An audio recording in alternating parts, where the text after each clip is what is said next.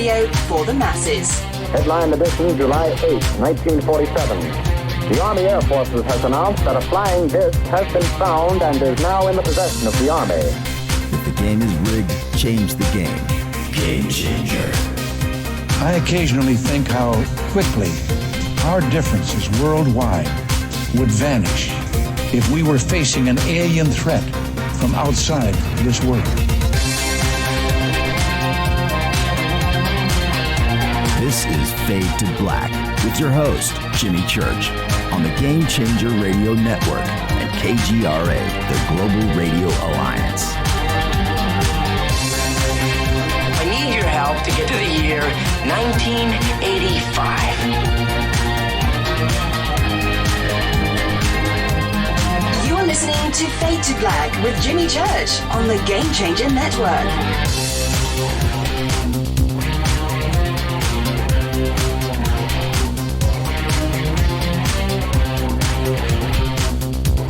All right.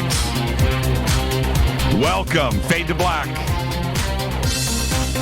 Bespoke radio for the masses. How you doing? It's Monday, October 8th, 2018. 284 days into the new year, just 81 days left.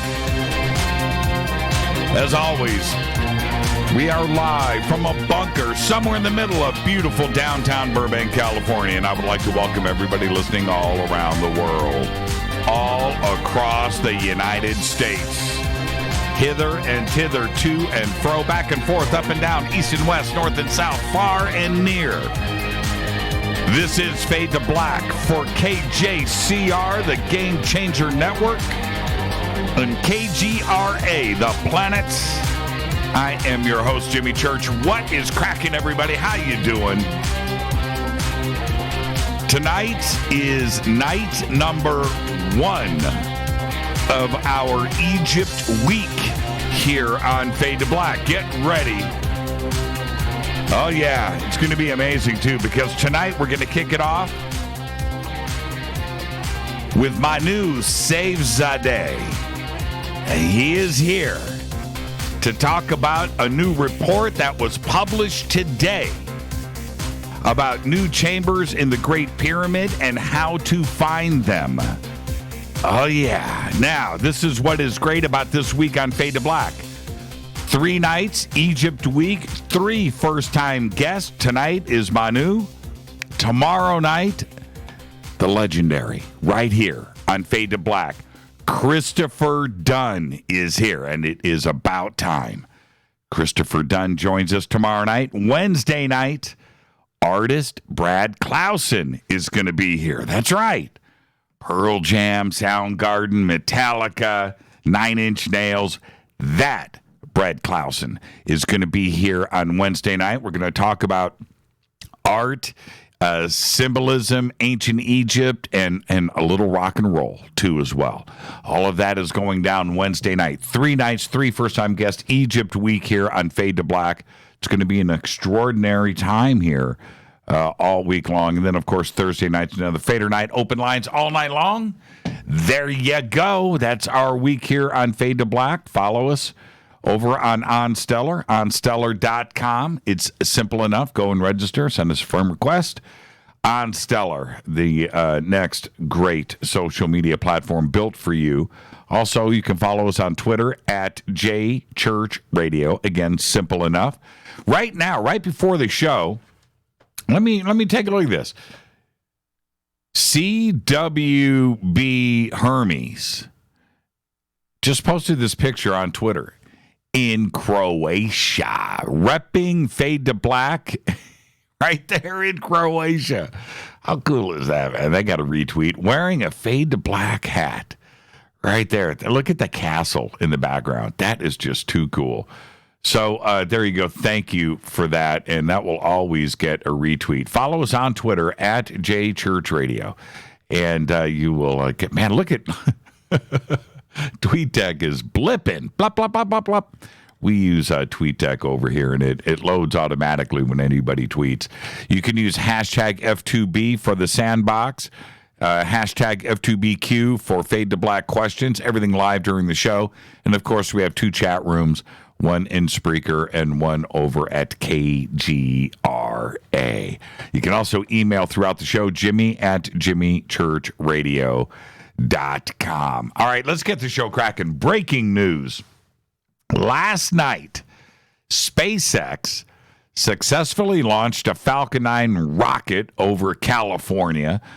And yes, we posted pictures and videos of the light show on social media. Why? Because last night, Rita and I arrived down in Irvine. We went down to the Portals of Ascension conference Sunday night, last night. And so we pull up to the hotel right next to the airport down there at around 7:15 p.m., jump out of the car and waiting to valet, and I look up, and there it is. The launch, it had just happened. I spin around to Rita. I'm like, check that out. And it was right as the stages separated, right early on. It just happened. And it just filled up the sky. It was incredible. So I, grabbed my cell phone, and I'm videotaping. So was Rita. And it was pretty crazy to see. I know that, and what was funny, the traffic is driving by the airport, and we're out there filming, and nobody knows what's going on above and behind them. They have no idea. And it just lit up the whole sky. And we watched it from beginning to end. And it kind of turned, too, as well, because it was heading south. And then it kind of turned and then went up.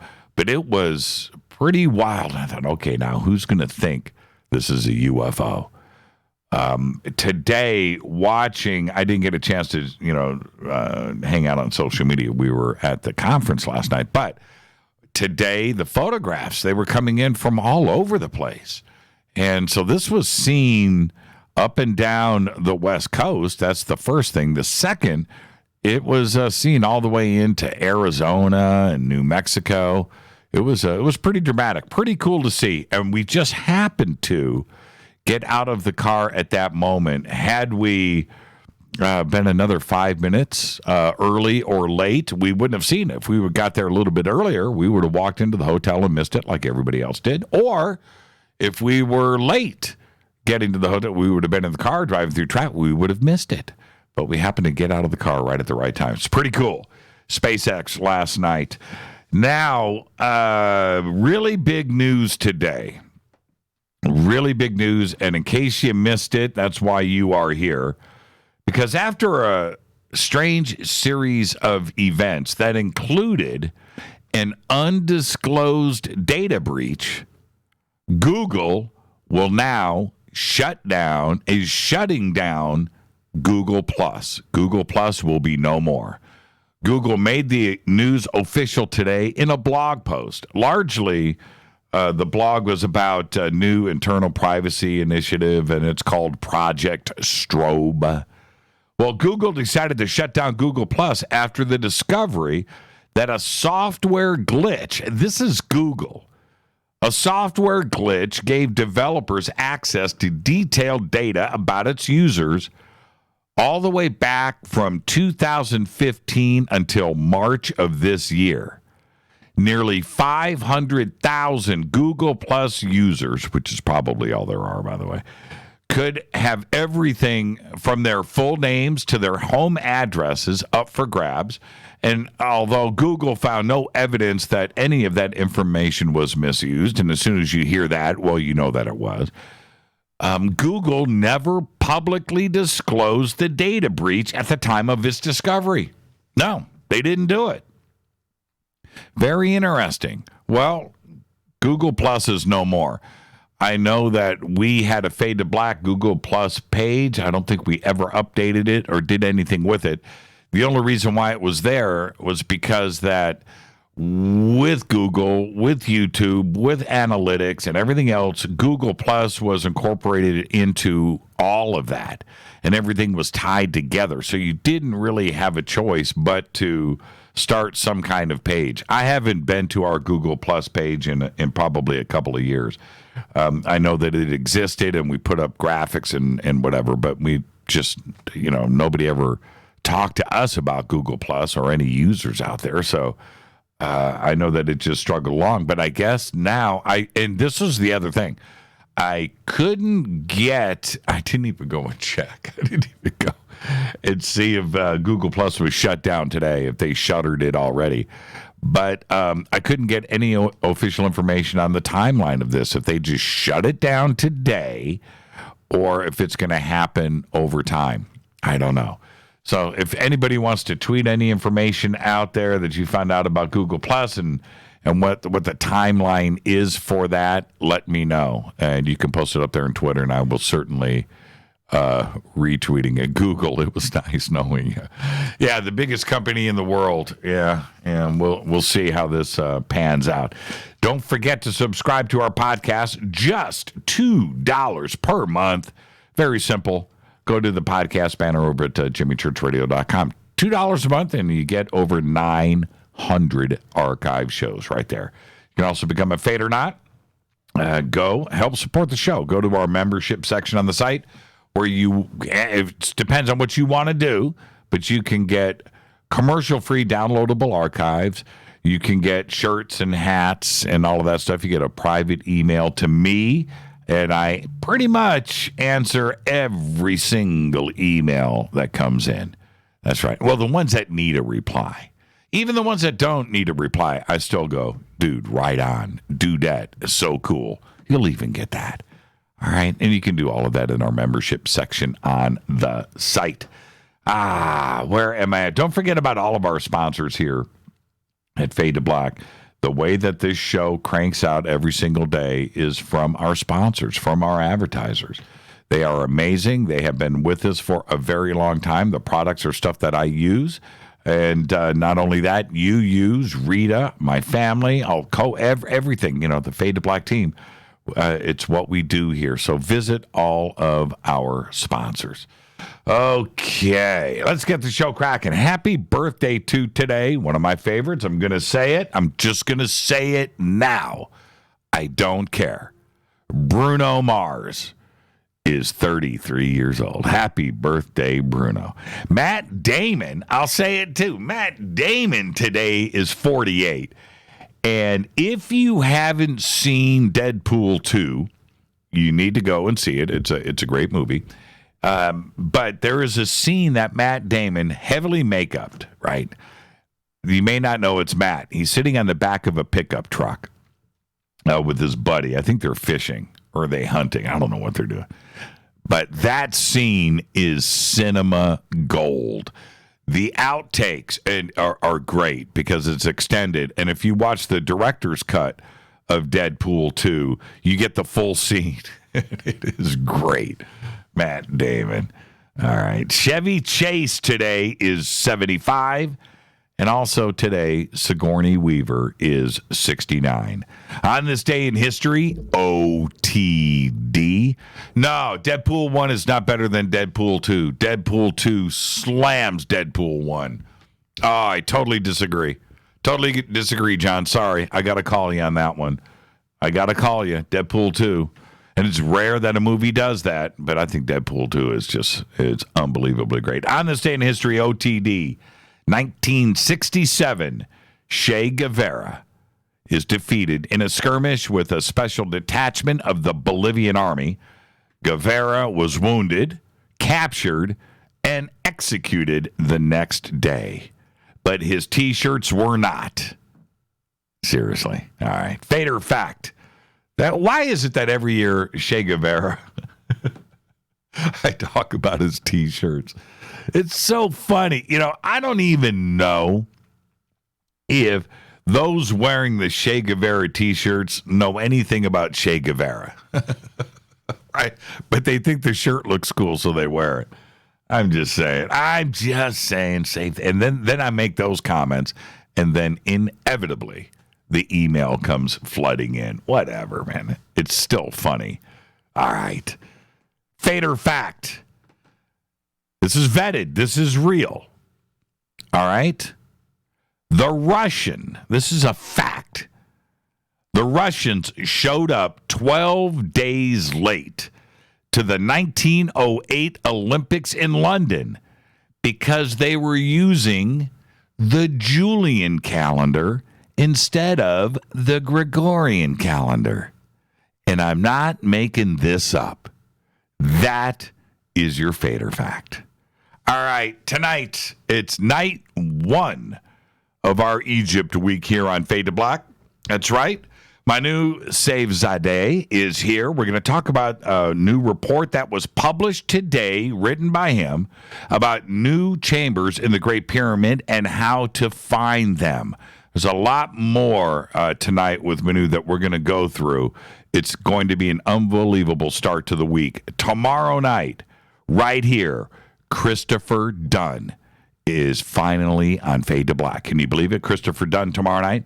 Wednesday night, artist Brad Clausen is here. I can't believe this. 3 first-time guests, 3 world-class guests, all discussing Egypt this week. We're going to close out the week with Brad Clausen on Wednesday night. 3 nights, 3 first-time guests. Unbelievable. Thursday is another Fader night with open lines all night long. Now, oh, man, I got to hit this coffee. River Moon coffee. Fade to Black blend. Also, Wednesday night, Brad Clausen is here. I know you guys are, I'll just say it now. How cool is it? That's my birthday, and I have Brad Clausen on the show. Yeah, man, I love my job. What do we know today? What do we know today about anything? Think about that for a second. And I know that I always say we know nothing. Nothing. And although that is actually true on every front, from ancient history to space and the universe, right? I mean, just big chunk of everything right there, we know nothing. What is happening is that the more that we discover, the more that we find out that we're not only wrong, right, but that we know less and less as we discover things. And I know it seems conflicting. I know that, but it's really true. Let me explain. Let me help you through this. This is everything that Fade to Black is about. This is how my brain works. The reason for this, nobody knows. I'm going to repeat that about 5 times tonight. The reason for this, nobody knows. I went back and checked my show notes from 5 years ago. My show notes. Because I was starting to think about the numbers that I quote today, and I was like, well, that's changed, right? So I went and looked at some numbers that were current at the time, and I would quote them. And one of them, and this is really strange, this is 5 years ago, one of them at the time was that there are 100 billion stars in our Milky Way. Yeah. 5 years ago. Now, if you check around, depending on the source, if you check around and you go back 5 years, just go to the Wayback Machine and look.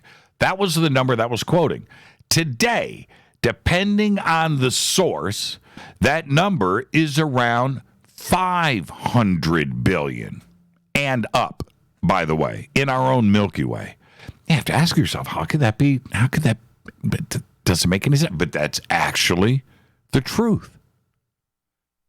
Now, in our Milky Way, and the reason for this, I'll say it again, is that nobody knows. Nobody knows. Nobody knows how many stars are in the Milky Way.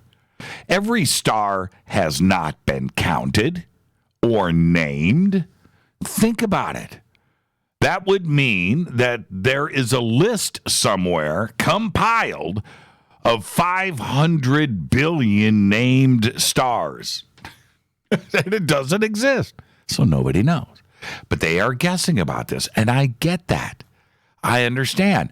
But the more that we know about our Milky Way and the universe, and these numbers are increasing, the less that we know. We didn't know 5 years ago that there were 400 billion additional stars in our Milky Way, apparently.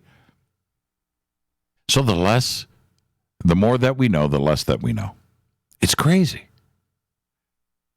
If you take this idea, this germ of an idea, and you take it to the next level, which is the planets in our Milky Way.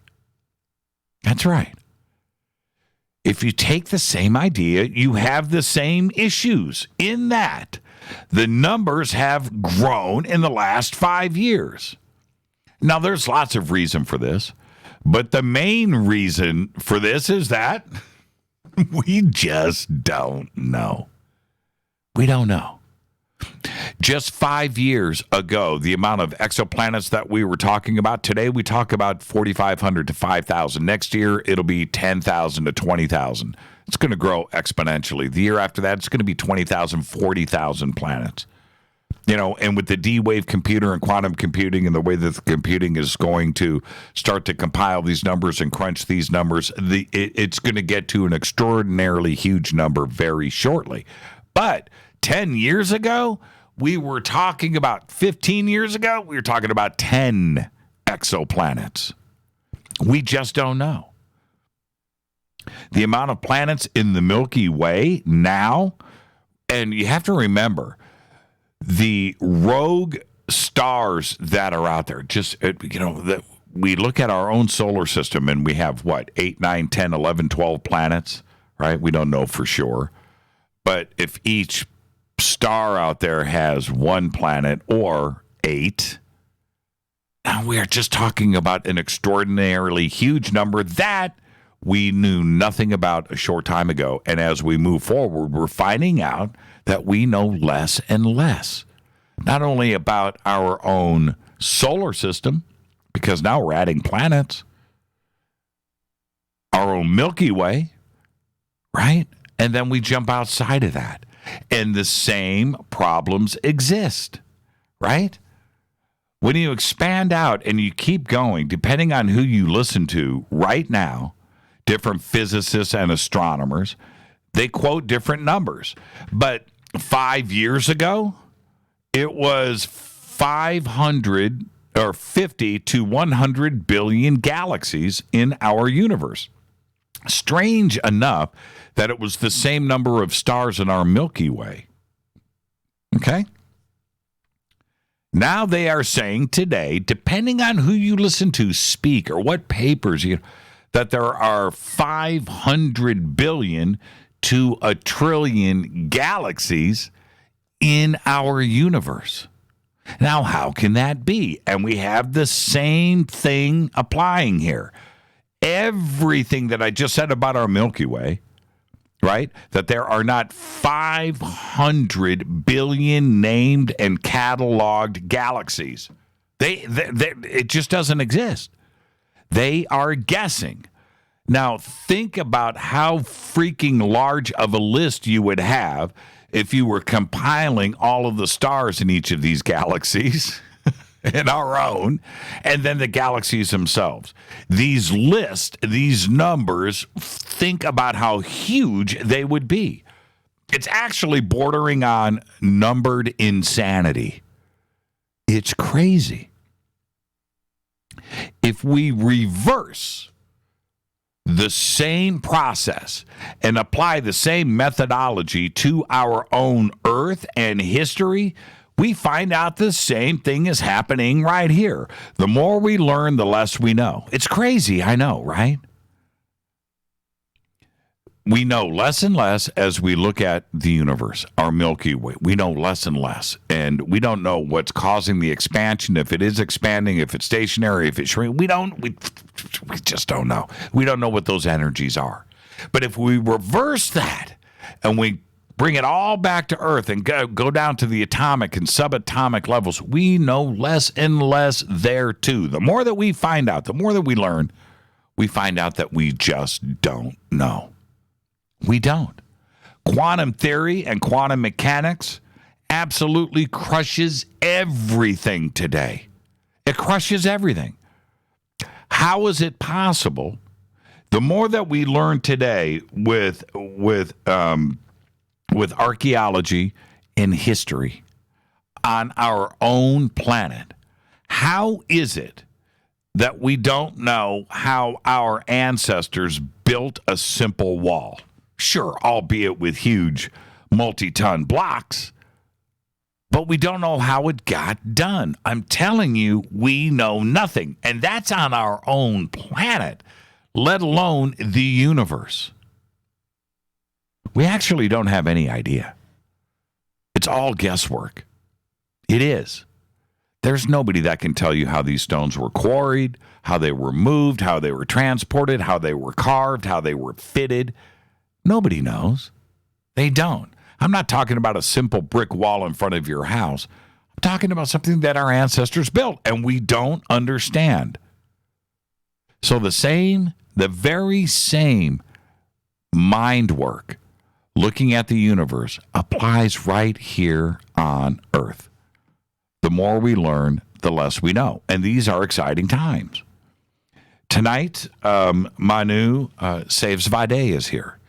And some of the most important work of the last 25 to 30 years, going back to Schock, John Anthony West, of course, Robert Bauval, and Graham Hancock, and others, Randall Carlson. Some of this work, Manu has been at the center of it. And the ideas that have been presented over the last 30 years are not only some of the most exciting, but they are starting to come to pass. We are starting to figure things out.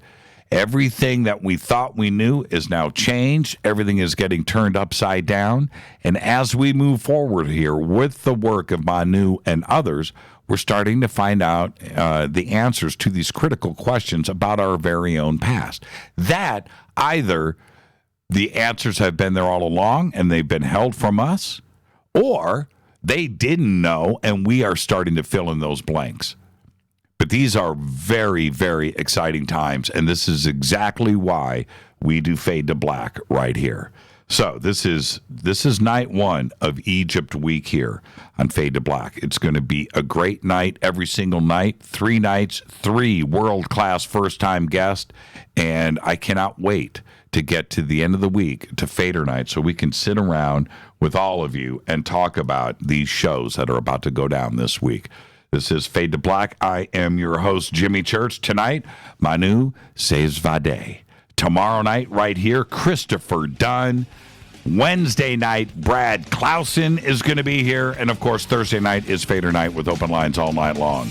It's Fade to Black, bespoke radio for the masses on the Game Changer Network and KGRA The Planet. You can follow me on Twitter at JChurchRadio.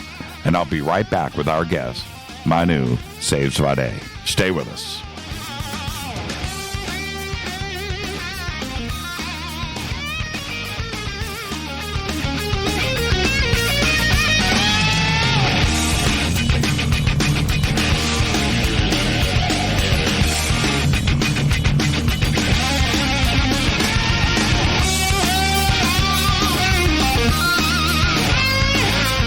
This is Nicole Church, daughter of you-know-who, and you're listening to Fade to Black on JimmyChurchRadio.com and the Game Changer Network.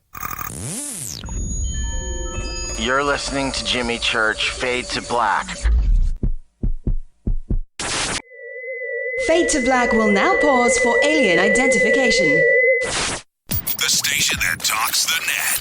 KGRA Radio. When you take the beans from Central America with dashes of Indonesian and African mixed in and then roast it to the dark side of Fade to Black, you create the ultimate brew of fringe. Introducing the Fade to Black blend from River Moon Coffee. Yes, River Moon's darkest customized roast was created for the love of Fade to Black. The alchemy of masterful roasting and smoking the beans is in every sip of this full-bodied, dark Java. I need my coffee dark, deep, with distinct bittersweet chocolate highlights, just like the bunker. Leaning further into the darkness of the roast is Fade to Black blend from River Moon Coffee. Just click on the banner at JimmyChurchRadio.com and use the promo code F2BBLEND for 15% off of your order today. Go Beckley Tepe. This is Jimmy Church of Fade to Black, and you can get our podcast for just $2 per month. All you have to do is click on the podcast banner over at jimmychurchradio.com. Times are changing. The circus of politics, healthcare's low standards and high prices, and let's not forget food quality. What to do? Arm yourself with Life Change Tea at getthetea.com. In a world of chemical imbalance and poor air and water quality, it's time you make a move. Log on to getthetea.com and stock up on organic non-GMO supplements. Don't forget the tea. Cleansing your body never felt so good. And we have a brand new tea called Takedown Tea, which helps support healthy glucose. All natural body support so you can be at your best, naturally. All you have to do is log on to getthetea.com. That's getthetea.com. We're not a fad that comes and goes. We are the real deal. Join us and armor up. Getthetea.com. That's getthetea.com. Changing America's health one tea bag at a time. 9 out of 10 geneticists agree. Fade to Black is not your father's radio show on the Game Changer Radio Network and KGRA, The Planet. Do you want to lose weight but have no idea where to begin? The Fast Start Diet, a 3-day weight loss plan, is the answer. 3 days of nutritionally balanced, calorie-restricted meals delivered right to your door. No shopping, no measuring, and no cooking. Everything is prepared for you and ready to eat at home or on the go. The Fast Start Diet has all the amazing benefits of intermittent fasting without starving. We've helped thousands of people who have struggled to reach their weight loss goals. Isn't it time we helped you? With the Fast Start Diet, you'll lose weight and feel great. Find Fast Start Diet on Amazon or go to faststartdiet.com and use promo code TALK to get 10% off your first box. And as a special bonus, Fast Start will include their #1 rated Lipo3 appetite suppressant spray free with your order. This is Jimmy Church. And whatever your diet plans are, do what I did. Go to faststartdiet.com. Hi, this is Rob Reiner from Anvil, and you're listening to JimmyChurchRadio.com. What's up? I'm Chris. What up? This is Kyle Massey, and you're listening to Jimmy Church Radio.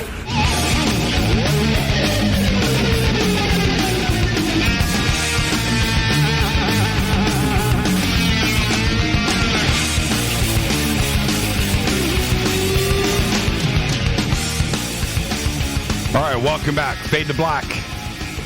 Tonight, night 1 of Egypt week here on Fade to Black.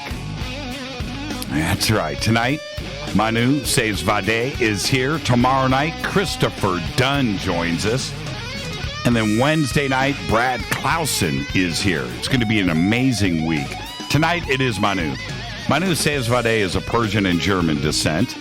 He's a practicing dermatologist here in Southern California, has a background in physical sciences, trained in microbiology and molecular genetics. He became interested in Egyptology after reading Robert Bauval's The Orion Mystery, like most of us did. Manu's book, and I can't even say it, by the way, but is the idea behind the architectural design of Khufu's Great Pyramid. It deciphers how the timing of the most sacred celestial objects observed by the ancient Egyptians first became geometry and then the core design of the most famous monument in the world, the Great Pyramid. The conclusion is unmistakable. Manu has co-authored articles with Robert Schoch and Robert Bauval, where they explore the true origin of the Great Sphinx, a quest that led them all to yet another ancient Egyptian creation story and the code that started it all. His website is cheopspyramid.com, and I would like to welcome for the first time to Fade to Black, Manu Seyfzadeh. Manu, good evening. How are you? Hello, Jimmy. It's good to be here. Yeah, now, just for me, say the title of your book. The Hanum Re Horachti Cycle. That's why I didn't say it. Nice. You know, I just didn't want to. I didn't want to perform an injustice here on the show. Right. But this is the thing. Well, let's get one thing out of the way first. You're a first-time guest, so we've got to do the first-time guest disclaimer. So let's do that, which is, Manu, it's just you and I sitting on my couch having a conversation as friends, and where the conversation starts, it starts. Where it ends, but we're going to end as friends. There you go. You ready? You got a deal. Now, first off, you're here in Southern California. You were hanging out with Robert Schoch this weekend at the Portal to Ascension conference down in Irvine. We were there last night. We missed each other, and I just cannot believe. I called Robert yesterday, right, on the way down, and Katie, we're coming down. Let's hang out. And it turns out they were already on a plane back to Boston, and we missed them, and we missed you, and we were so close, right? But I know we just passed each other, but we'll catch up next time. Yeah, we certainly will, and I look forward to it. Now, this is the thing, and I'm going to start. We're going to go backwards before we go forward. So let's jump way back. Very few people, and I've had this conversation with Robert and Jaws, John Anthony West, many times, but very few people get an opportunity to change the world. And Robert and Jaws certainly did just that. They tipped, the Earth shifted a degree on its axis back in 1993. There's no question about it. And these things help shape careers and people too, like yourself. But before that, because we're going to come right back to that point, before that, did you have a general interest in Giza and ancient history? Just like a regular consumer of Discovery Channel, History Channel, I've always been sort of interested in history, but nothing even close to what I'm doing now. I mean, Jimmy, you have no idea. The last 2 years, it's a complete life changer. So, right. Yeah. And it's crazy. How did the relationship start with I like to say the boys, the whole crew, Jaws and Schoch and Bovall and Hancock and Randall Carlson, right? The unbelievable group. I had a panel. I mentioned this to you before the show, but a couple of years ago at Contact in the Desert, I hosted an ancient Egypt panel, ancient history panel, with Bovall, Graham Hancock, Robert Schoch, all on the same panel. Right? I mean, amazing. Yeah, to have those three guys, and I think Linda Moulton. 4 horsemen. Yeah, right, all there at the same time, and it was such an honor. But how did your relationship start with them? I went on a cruise last year, Heaven to Earth cruise to Croatia, and that's how I met Robert Bovall and Graham Hancock. And it was a very nice setting, very private, maybe 35 guests or so. And it was during that cruise that Robert, he was just coming out with Origins of the Sphinx, which, by the way, is a fantastic book. Without Origins of the Sphinx, I wouldn't be sitting here talking to you tonight. Yeah, it's a great book. I have it here. Yeah, it's amazing. So he gave it to me, and then I read the book. I think it took maybe, 3 days, 4 days, and I had the book read, and something caught my attention in that book. And so Robert and I, we sort of made a date for Contact in the Desert, and so I told him about something that I wanted to talk to him about, and we didn't have time to talk about it then. And so we postponed it to the next meeting, which just happened, I think it was 3 weeks later in Sedona, and that was Cosmic Origins meeting. And that's when it happened. So we were sitting one morning over breakfast. And that's also, I met Robert Schoch, by the way. That was the first time I met him. So we were sitting over breakfast, and I presented this, and I think it didn't take more than a minute for me to get this out. And then there was just this amazing moment, when time slows down and you feel like you're in slow motion and you can hear every single beat of your heart. Sure. And we were looking at each other and we just knew we have something. And that became the Mahit paper. It came out a couple of months later. And that's kind of how things started. Now, how were you able to, this is a very serious question too, and I'm sure you've thought about this. how are you able to have them take you serious when you're a dermatologist, right? Right? I mean, it's not like you have these that you were digging out in the sand, for the last 20 years as an archaeologist or some Egyptologist or any of this. How did you get them to take you serious? Well, let me just up the ante real quick. Robert Bauval has sort of a rule. You have to get it out in 30 seconds. Otherwise, it can't be, it's not, it has to hit you over the head in the first moment. It has to be that good. Mm-hmm. And I think, this happened because I posted something on Facebook, and, Robert and I are Facebook friends, with Robert Bauval. And I think he saw it, and it caught his attention. I mean, you have to ask him. That's probably the best way. But I think from my perspective, that's how it happened. He saw it on Facebook, and then so he had some time to mull over it. And then when we met at Contact in the Desert, he actually told me he wanted to hear about this. And we didn't have time. It was a busy meeting, as you know. You were there. And so we postponed it. And so it basically happened a few weeks later. What is it? Let's talk about some singular things here. When we look at, because all of them, and I find this unique, all of them have their own approach to looking at Giza. Some of it conflicts. Some of it overlaps, but all of it suggests that either we are being lied to, there's suppressed information, or that historians don't know anything anyway, right? So, I mean, but that's, so for each one of them, let's start with Bauval. What's the one thing that he brings to the table for you? He has an eye for things that it's just amazing.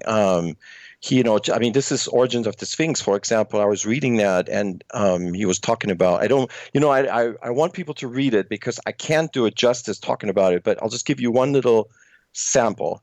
He was talking about the dream stela between the paws of the Sphinx, and it is an important observation that basically is part of his argument that he develops in those chapters. And I had looked at the stela, 10, 15, 20 times, and that never occurred to me. And, this is what he does. He just has this ability to just grasp something. And sometimes it's really simple and elegant, but nobody sees it. It's just, like the Orion correlation theory. He was camping out in the desert, and he looks up in the sky, and he sees the belt stars, and he says, "Oh my God, that's Giza." And I mean, there must have been, there's thousands of years, or let's say 2,000 years of people have looked up in the stars, and nobody's ever thought about this. And that's what he brings to the table. He has that amazing, brilliance about himself, that he can just see something through all the web and the haze, and he just nails it. What was the point that he brought out about the dream stela? There are two sphinxes on the dream stela, and there are in front of each depiction is the image of Thutmose IV, and Egyptologists, they look at that and saying that's just artistic symmetry, that you show two sphinxes. And Robert picked up something very interesting on the on the northern sphinx. So on the right side, basically, he noticed that there is a libation icon. So Thutmose is actually, sort of pouring water into a vase. And he made a connection between that and something on the Dendera zodiac, which is a depiction of Aquarius, Hapi. That's right. In ancient Egyptian. And from there, he launches this incredible argument, and it's just mind-boggling. I would have never been able to figure that out, but he did. I kind of want to stay on the dream stela for a second, and then we're going to move on. What I find interesting about that, well, first off, the second Sphinx, but if we take what we do know about the dream stela, and what we know about the Great Sphinx, it's quite simply, and this gets lost so much in the discussions, but the Sphinx was buried. And not only was it buried, but nobody for a couple of thousand had no clue what was underneath the sand. They just thought it was this head that was sticking up, and they walked by it every day, and nobody thought about digging, right? Well, if you just take that simple thought and consider a second Sphinx and look at the Giza Plateau, nobody has any idea what's underneath that sand. And the possibility of a second Sphinx being buried somewhere out there, probably on the west side of the Great Pyramid, that's my guess. But nobody knows. And it's that you can't say that there's only one Sphinx. You don't know. You don't know that is fact. You just simply don't. And that's what I get out of the Dream Stella. And I've always had that one singular thought.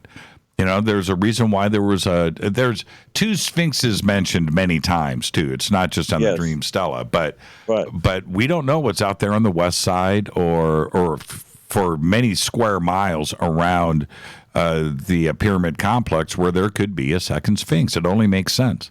Right, you're absolutely correct. There are actually depictions of a double-headed Sphinx with a common, like a chimera, a common body, two heads.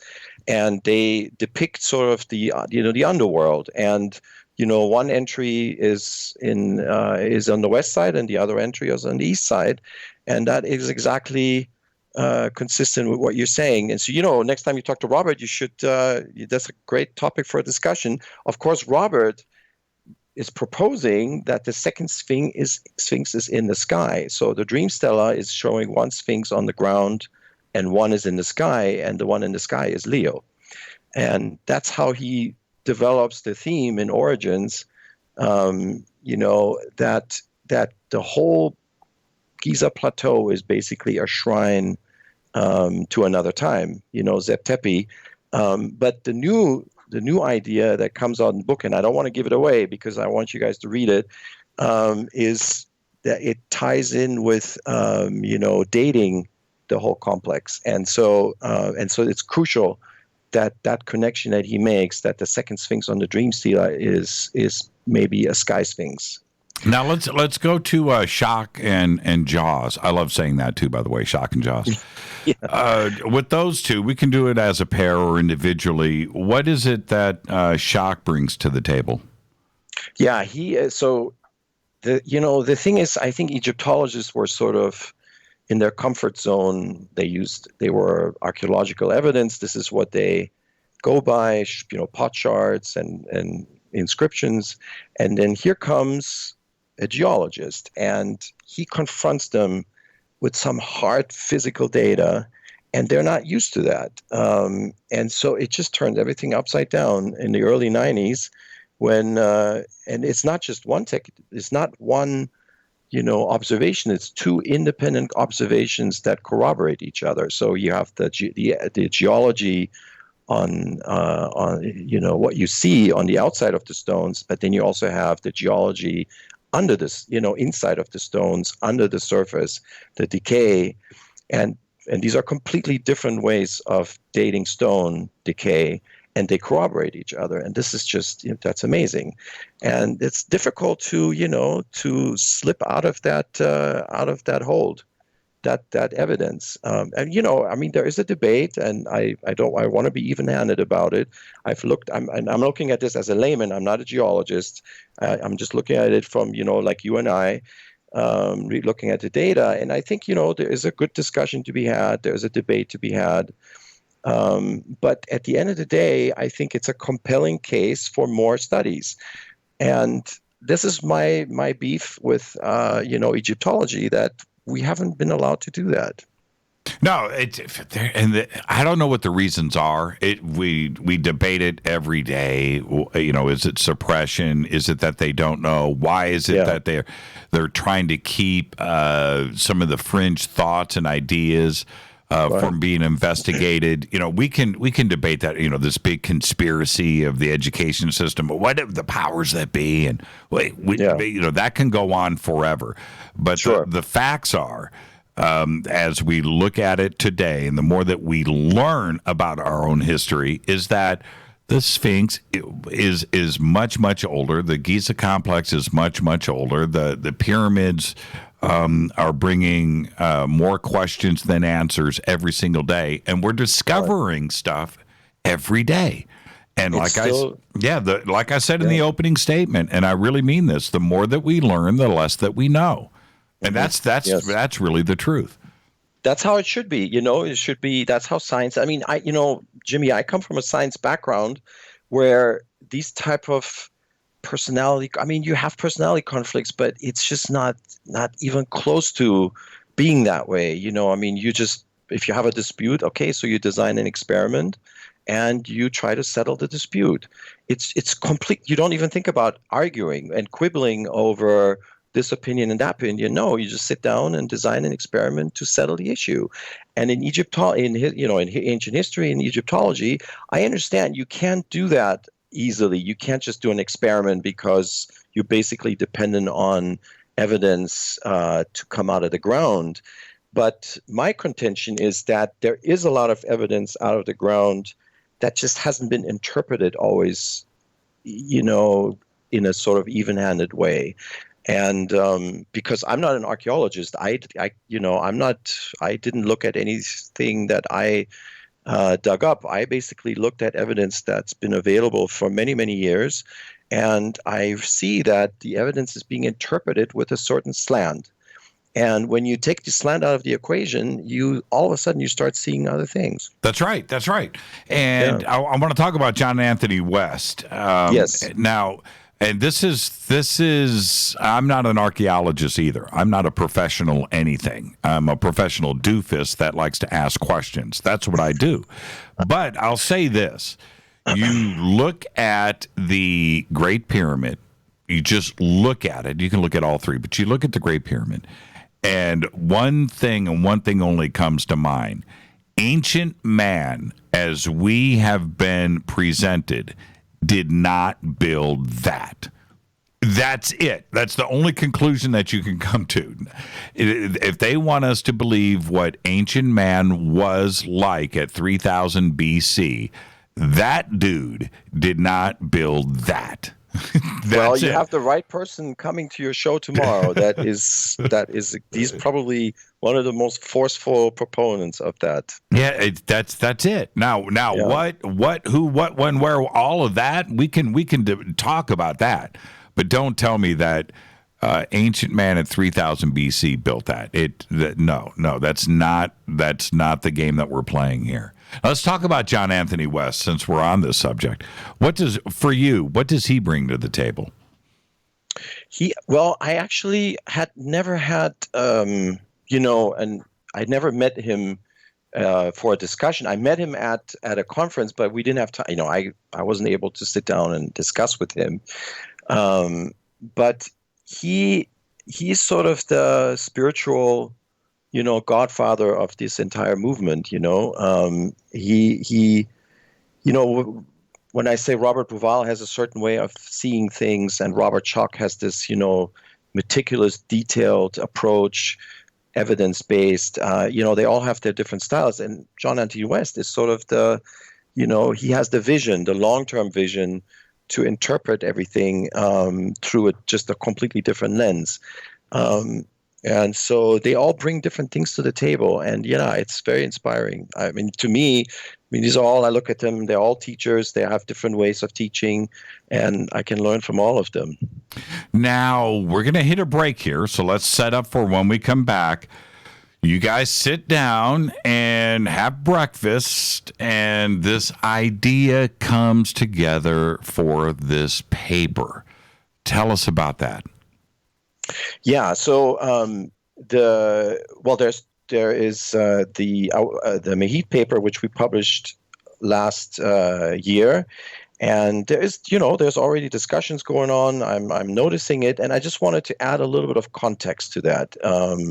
Robert Schoch he's taking care of the details, in his presentations, and what I want to do is just highlight a few things to give a large perspective on how that paper came together. Sure.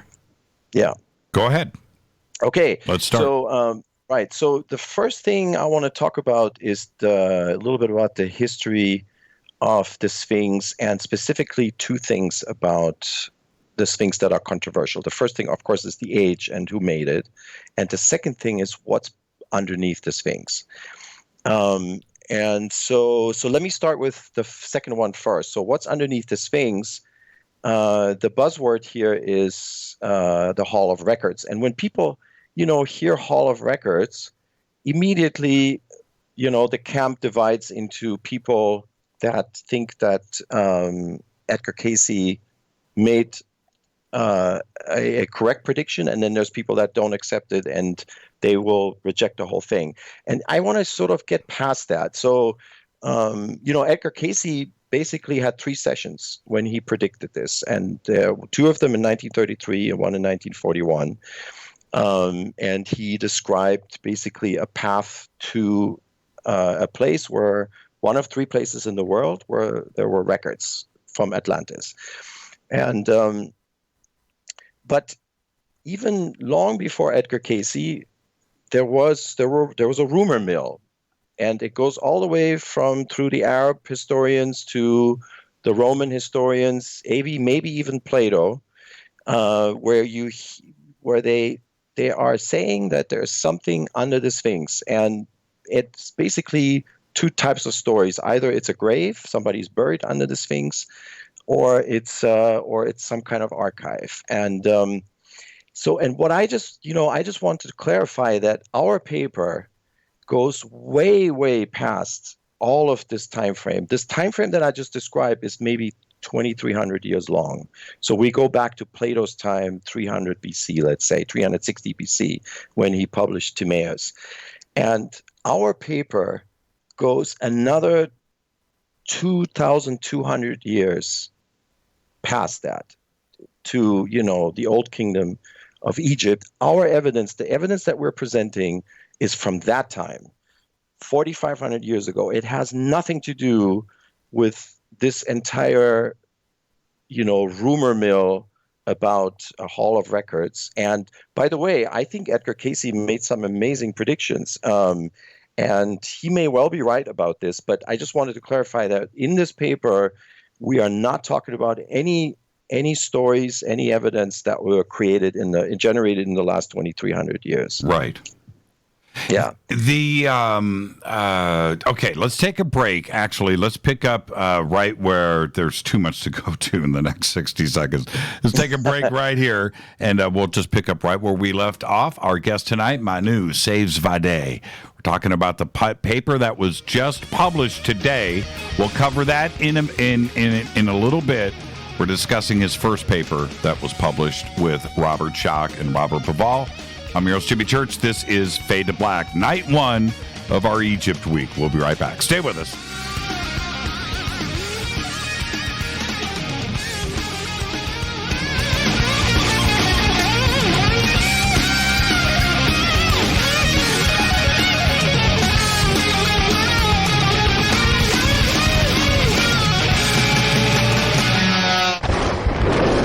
This is Fade to Black with Jimmy Church on the Game Changer Radio Network and KGRA, the Global Radio Alliance. This is KGRA Digital Broadcasting Station, Salt Lake City, Utah, Van Buren, Arkansas. Folks, this is very important information. What's to be said about CBD? AncientLifeOil.com. Our CBD is made from hemp and has 0.003 THC, which means this wonderful product won't get you high, no matter what amount you take. What does CBD do for the body? My hands are tied, but you can Google CBD benefits and be astounded. When you're finished reading, you'll want to log on to AncientLifeOil.com. That's AncientLifeOil.com. and purchase. Life is good when you feel good. People are tired of pain. People are asking for non-GMO organic products to help them with you fill in the blank. Legal in 49 states, and again, our CBD is made from hemp. Ancient Life Oil is about helping people one by one by one. If you wonder how good the product is, the CEO takes it every day without miss. AncientLifeOil.com. That's AncientLifeOil.com. Have a great day.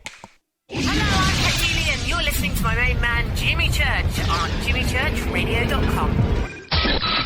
Hi, this is Ray Hobbs here, repping the planet, and you're listening to my good friend, Jimmy Church, Fade to Black, on the Game Changer Network and the KGRA digital broadcast station. This is Toby Kebbell. You're listening to jimmychurchradio.com. Don't hurt me, Jimmy. I'm only little. Hey, I'm Adrian Grenier. And this is Ari Gold. We're the Honey Brothers. We're of the Honey Brothers. Hey, I'm Adrian Grenier. And I'm Ari Gold. We're the Honey Brothers. And you're listening to Jimmy Church. The Revolution. Reclaim your active lifestyle with Angioprim. Angioprim is the original liquid oral chelation supplement. Chelation helps remove toxins, heavy metals, and cholesterol in your veins and arteries that can cause blockages. Scientific research proves the active ingredient in Angioprim has superior oral chelation action that helps promote cardiovascular health. Find out more. Go to angioprim.com. Talk to a trained consultant by calling Angioprim toll-free 877-882-7221. This is Jimmy Church of Fade to Black, and you can become an official Fadernaut by just going to our membership section at jimmychurchradio.com. Hey, it's Grace. Can we talk about something serious for a minute? Your age. Getting old has its perks. But remember, being a few years younger, you know, your hair was thicker, you didn't have so many wrinkles, that extra weight wasn't haunting you, and you just felt better. Well, we can't turn back the clocks and go back 10 or 15 years, but you can start feeling and looking 10 or 15 years younger with Nature's Youth RSF. It's a doctor-formulated daily supplement that helps your body maintain its peak performance and fight the aging process. Imagine sleeping better, looking better, and feeling better. See how Nature's Youth RSF has helped thousands of people just like you at nature'syouth.com. nature'syouth.com. Imagine how it will feel when your family and friends are asking you what you did to look so good. Your secret will be Nature's Youth RSF. It's time to start looking better and feeling better. Learn more and order your Nature's Youth RSF at nature'syouth.com. That's nature'syouth.com. That's nature'syouth.com. Hello, this is Serena Wright Taylor from Conscious Life Expo, and you're listening to Fade to Black with Jimmy Church, who holds the Lucky Pony record for the best astrological chart since 1963. True story.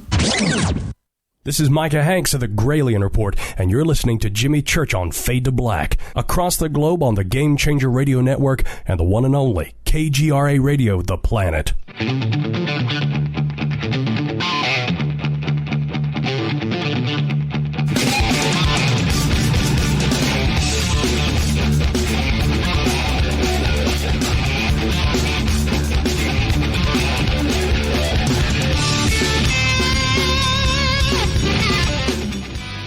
Welcome back. Fade to Black. I'm your host, Jimmy Church. Night one of our Egypt week here on Fade to Black. Our guest tonight, Manu Seyfzadeh. Talking about, we're talking about two different papers here. One that was published 2 years ago, and one that was last year. And then one that was published just today, and we'll get to that in just a bit.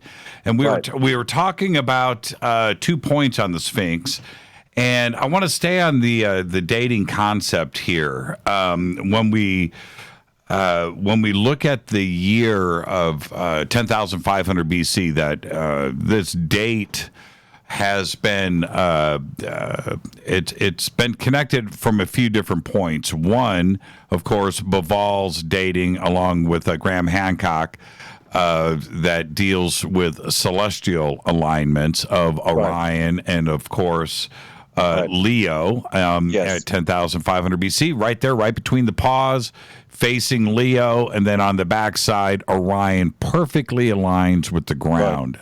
Okay, so there's that part, and then it just so happens of the dating of the rainfall and the erosion of what Shock and Jaws brought forward, and there they came up with the same date. Now that's pretty compelling evidence right there. I think it's older. I think it's older myself. Right. Well, it could be. I was in Egypt last week, and I stood in front of the rock that was carved during Khafre's time, and I was by the Sphinx, and it's like night and day. I mean, you can't the erosion around the Sphinx and the erosion on the very same rock that is maybe 100 meters to the south you can't compare it. It's completely different. So you don't even need numbers. You just look at it and you just know. It's not possible. It's not. No. So let's talk about that for a second. You did just get back from Egypt. What were you doing out there? I was actually doing a little bit of research, which means that I walk around on the plateau and look for things that normally as a tourist you wouldn't look for, and just to get some ideas, take some pictures, So kind of that for 2 weeks I was up there maybe 5 times. I went to the museum a couple of times, and that's how I get ideas, look at evidence, over again, and who knows, maybe another paper will come up in the next few months. Who do you use for a guide when you're out there?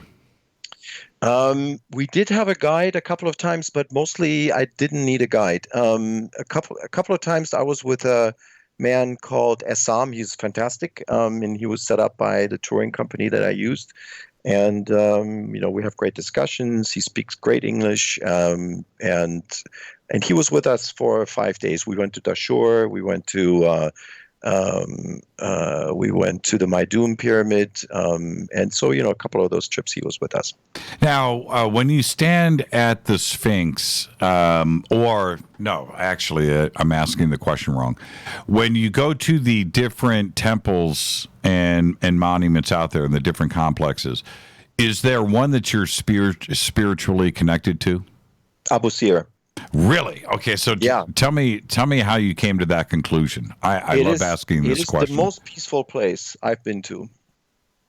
And, well, I mean, did you have a revelation when you set foot? I felt, there's 2 places in Egypt that I had this feeling. The first one was last year when I went with Alan Green, who you, of course, know. Mm-hmm. Alan and I went to Karnak, and I went to Hatshepsut's inner sanctum, and I felt something amazing looking at her reliefs and the inscriptions. It was incredible. And I had that same feeling this trip when I went up the causeway to see the pyramid of Sahura. Her complex is just ginormous. I haven't been to Egypt yet. We're going to go next year. But when I see that in pictures, I always come to the same conclusion. How? I mean, it's ridiculously huge. I mean, it's just beyond words, isn't it? Right. Yeah, it's a big complex. That's right. And as you go up, you feel like it gets ever more private. And when you get all the way into her inner sanctuary, there's this relief with her, caressing Hathor, the cow in the cow shape. And it's just something about it. Now, you brought up the Dream Stela. Now, although the Dream Stela is important, and there's a lot of things that are there, and it's the original, and you can see it, and it's right there, it's between the paws. But I don't think that's the important one. I think the inventory Stela is where the crucial information is. Yes. Yeah, the inventory Stela. So this is, of course, a big subject, and one of these days when we have another chat, then we'll talk about the inventory. So Robert Schock and I just published a paper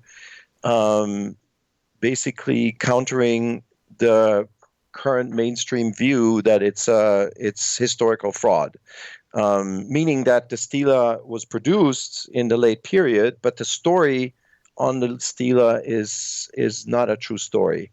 But it is basically the one explicit evidence that exists that Khufu knew the Sphinx, and in fact he repaired it, and it also says that he built his pyramid. So, and Egyptologists are basically dismissing this whole thing as a way for the priests to attract business to the temple of Isis, which is right by Henutzen's pyramid, the Queen Pyramid. That's the southernmost of the 3. And, the temple was built and the priests produced the stela, and Egyptologists are saying that this was a way to get donations. And we are thoroughly, it's a 60-page paper, Jimmy. I don't think there's ever been a paper written in this much detail taking down the current view on the stela. And Robert and I published this just a few months ago. It hasn't gotten that much attention, which I understand. It's very, very detailed. There's a lot of language analysis in there. And of course, there is going to be pushback and debate, which I completely expect. But we wanted to start a different type of discussion. We don't want to have, the field just dismiss the stela as fraud, and when there's a lot of holes in that argument, and we point out all those holes in this paper. Now, the inventory stela, it's my understanding that it's not even on public display. It's locked up, right? No, it is. But it's funny you say that. I couldn't find it in the museum, so I went to one of the guards, and believe it or not, he introduced me to the director of the museum, which I wasn't asking for that, but okay, here he is, a very nice gentleman. And so he didn't quite know in the beginning, and because I don't think he understood the English word inventory stela, but we found it, and he was actually really surprised when I told him what it says. And that doesn't mean that I convinced him, but he didn't know that the text says that Khufu knew the Sphinx. Well, he also, I don't know if I misheard you, but the inventory stela also says that Khufu repaired the Sphinx, but he also repaired the pyramid. I don't think he says that he built the pyramid. I think he says that he was there for repairs.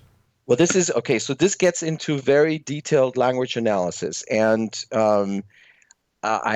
we should probably reserve this for another talk, Jimmy, but just to give you the short answer, if you look at the specific text, the hieroglyphic expression for building versus rebuilding, okay? So rebuilding, you have to add a symbol, which is the foot of a donkey, believe it or not. I know that's kind of funny, but the foot of a donkey has the phonetic value of uhem. And uhem means to again or repeat. So when you use the word build and then you add that symbol behind it, that means rebuilding. Okay. Got it. So that is one part of the stela which pertains to the Temple of Isis. So Khufu repairs the Temple of Isis. But the other part of the stela where he talks about building his pyramid, it only uses the verb build. So you don't have that modification behind it. And so based on that, I would say we do have a positive control in the same text that tells us when it's supposed to mean rebuilding and when it's supposed to be building. So based on that, I would have to conclude that if I take it at face value, that Khufu built the pyramid. But it doesn't mean necessarily, there is still a way to basically combine the two fields. So I think there was a prehistoric site, and Khufu built on top of it. Now, where you draw the line, okay, so you can debate that, but I think you are right. Those monuments, there was something there, and by the way, Robert Bouval, of course, has also entertained that there was something there before which aligned with Zeb Tepi, the three positions. And then came the Old Kingdom kings, and they built their pyramids on it, and they basically just built right on top of those structures, and which is why the orientation is locked in the same way. Now, you just said something that we don't mention often on this show, and it needs to be not only mentioned but clarified. You just said Zeb Tepi. Right. Tell everybody, it's such an important term in Egyptology. What is Zeb Tepi?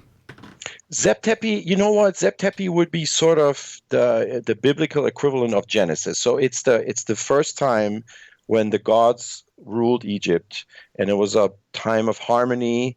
But then there was also a conflict, which happened in year 363, according to the Edfu texts. And in that year, there was a battle, an epic battle between good and evil, Horus and Seth. And Horus wins the battle.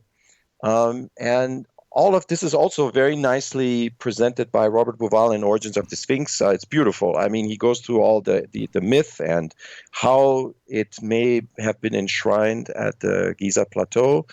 But that's what Zeb Tepi is. It's the first time when the gods ruled, and then they passed their world onto man. So and in the EdFu text, and this is for the audience, but it really needs to be clarified. In the EdFu text, they mention Zep Tepi.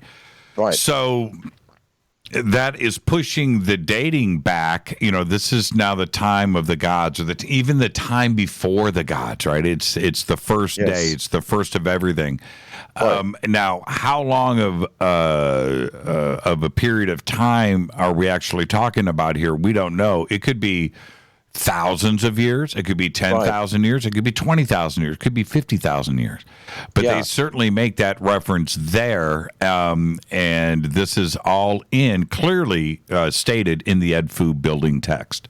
Yeah, and I think the reason why this is dated, textually dated to 10,000, let's say 500 BC, has to do with the flood, because there is a mention of a flood. And so based on that, and then combined with the astronomy and the geology, I think all of this converges to this date, 10,000 or 10,500 BC. So maybe that's when Zep Tepi was. Well, and I find it interesting that pretty much, I think every ancient culture on this planet has a flood myth. Everybody's got one. And Egyptologists would always say, well, yeah, except for Egypt, we don't have a flood myth. And they couldn't be further from the truth. And it's right there in the EdFu building text. And it states that there was a great flood at Zep Tepi at the beginning. Right. There's even, and you know what, Jimmy? There's even a story from the Middle Kingdom. It's fabulous. It's called The Shipwrecked Sailor.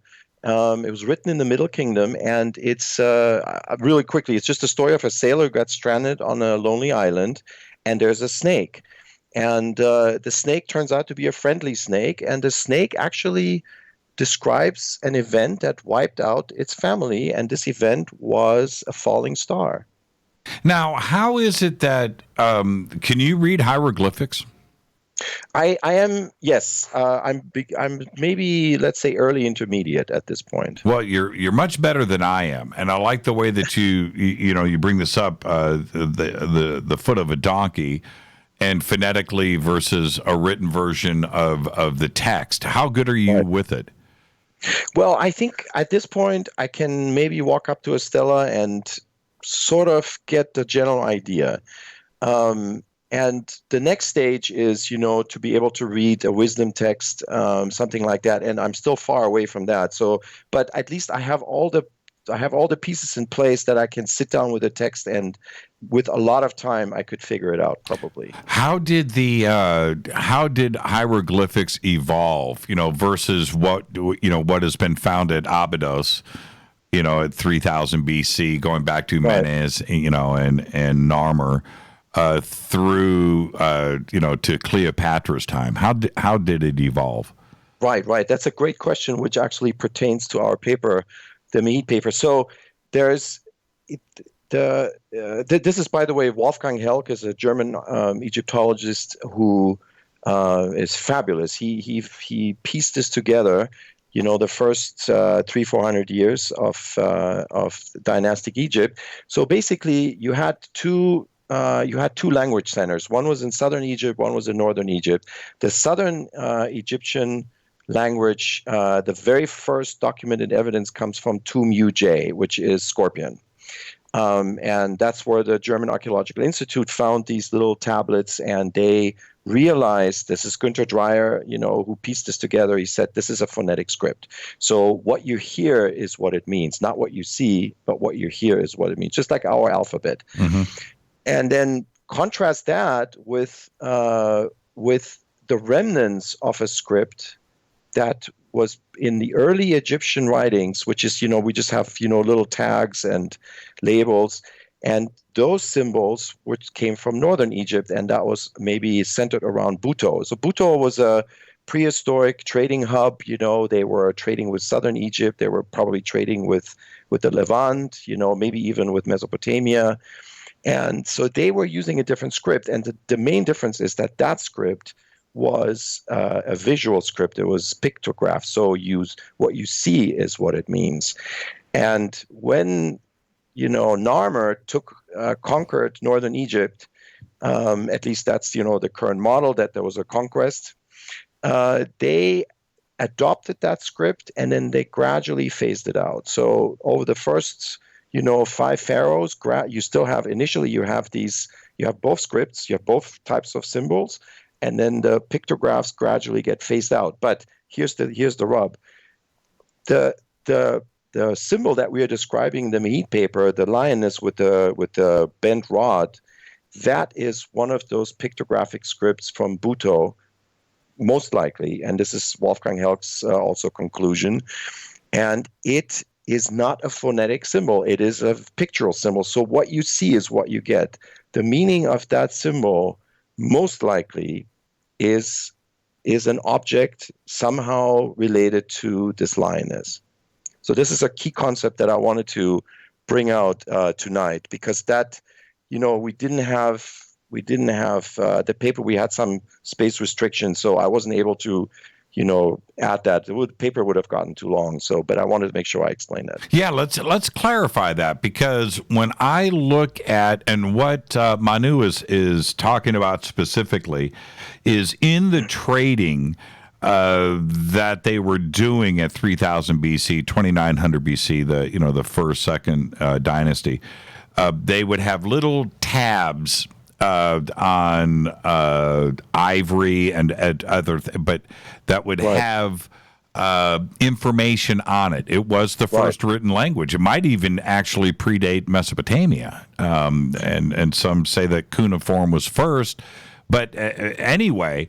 That's exactly right. So Mesopotamian script, before it was the cuneiform, they also had a pictographic script, and you're absolutely correct. It is possible that with cultural exchange, that the Buto script, the Northern Egypt script, may have come from the early Mesopotamian script, and also vice versa. We don't know. That's right. But there is a connection. There is a linguistic connection potentially. Yes. And so they would name the year. Now, this is what I find interesting. So they would name the year. They didn't have a number for the year, right? They didn't know that they were at 3000 BC. That's correct. That's right. But they would name the year for whatever it is. Manu had a baby, so they called it Manu had a baby year. Whatever it is, and they would put a picture of that on these tabs for taxation, for delivery, for a lot of different reasons, but we are able to accurately date some of these years because they would name the years. But also, I think, when I look at these specific tabs and how they marked it, it looks like it was incorporated into the hieroglyphics that we actually know and love. That's right. I think they merged them. And also there's a king, there's the king name, the name of the king is shown on that. That's how we can date it. Right.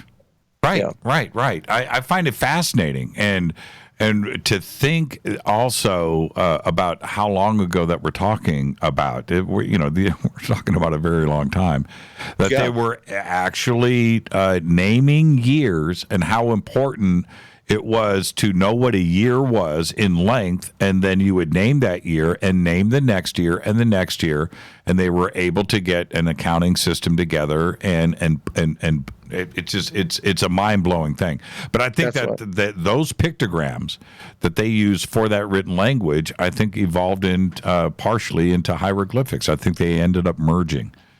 Yeah, that's right. They were using initially, let's say under the first king Narmer, and then came Hor-Aha.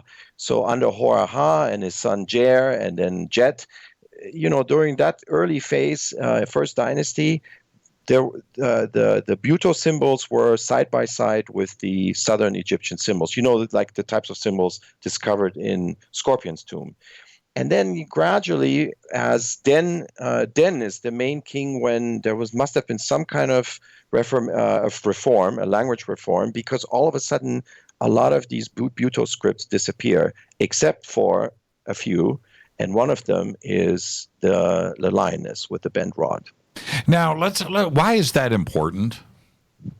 Because it has to do with how the state developed. So we just talked about language. So we also have to talk about economics and real quickly, and then the bureaucratic apparatus. So what happened in the beginning is you had a king basically traveling the nation, collecting his taxes. That was the very early phase. And then what happened is the king started getting deliveries from the regions, and that's why you needed an accounting system. And so in this very early phase, you had what Egyptologists call a scribe's tent. And that tent, of course, is shown on some of these seals, and we show that in the paper. So you had a tent, and that tent was the scribe's tent, and in front of the tent you had the lioness with the bent rod. So there's some association between the lioness, the symbol, and the scribes that were basically doing the accounting for the early state apparatus. Now, what is the dating of this lioness? Well, she goes all the way back to Narmer, Jimmy. You can on Narmer ceiling, you can already see her. Right.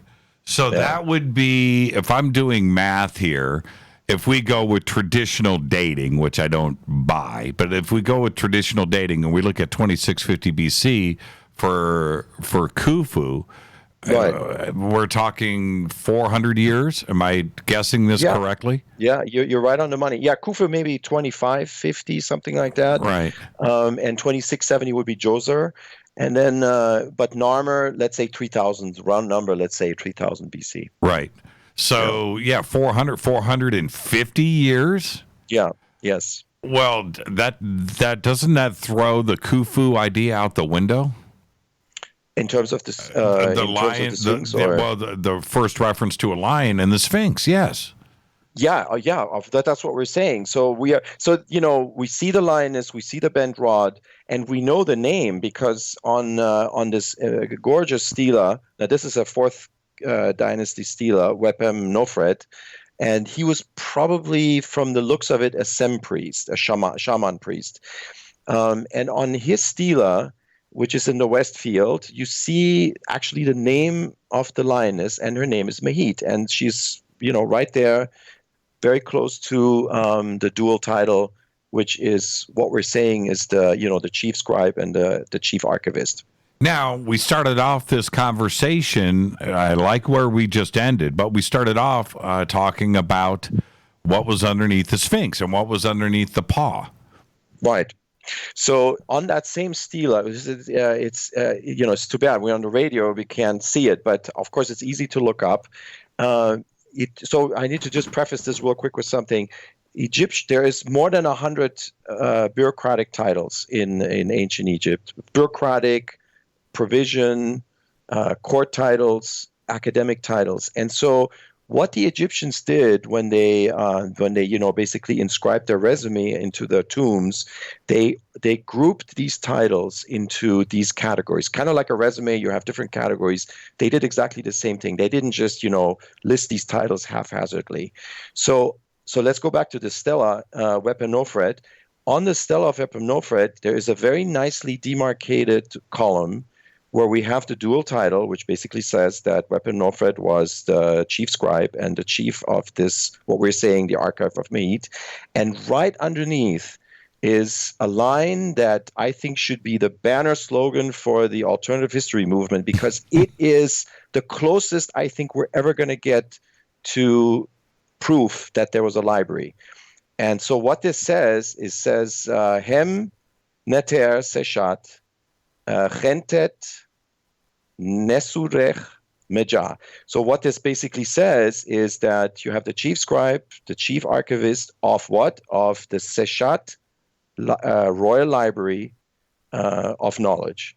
That's kind of loosely how you can translate it. So there you have it. It's all in one nice column. You have an association between scribing, between archiving, and between a library. And it was a royal library, and it was associated with the goddess Seshat, which, of course, she was, associated with writing and with astronomy. Let's take a break right here. This is an absolutely fascinating conversation. Our guest tonight, got some noise on the line, Manu Seyfzadeh is here. I am your host, Jimmy Church. This is night one of Egypt Week here on Fade to Black. Stay with us.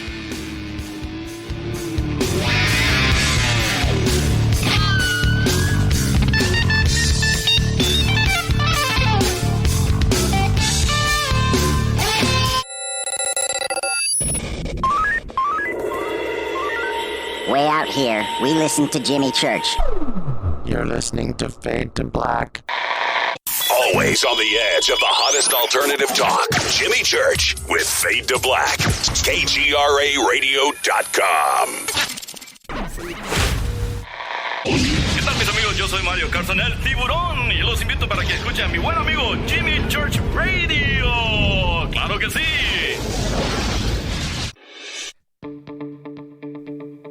Hurricanes, earthquakes, wildfires. This year we've experienced more than our fair share.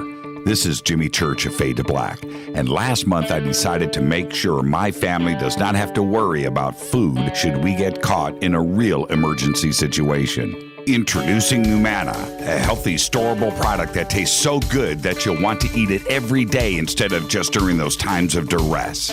All Numana products have a 25-year shelf life, are MSG and GMO-free, no preservatives, and are made in America. With the Numana pack in your home, you'll be able to sleep at night knowing that you've protected your family. Not only have I tasted and tested, I own it. Now you can too. Just click on the Numana banner on JimmyChurchRadio.com and use the promo code Jimmy when you order. In addition to a discount, we'll send you an autographed Fade to Black t-shirt. Seriously. Go Beckley Tappy. Do you want to be an official Fadernaut? Of course you do. This is Jimmy Church of Fade to Black. Just go to our membership section at JimmyChurchRadio.com.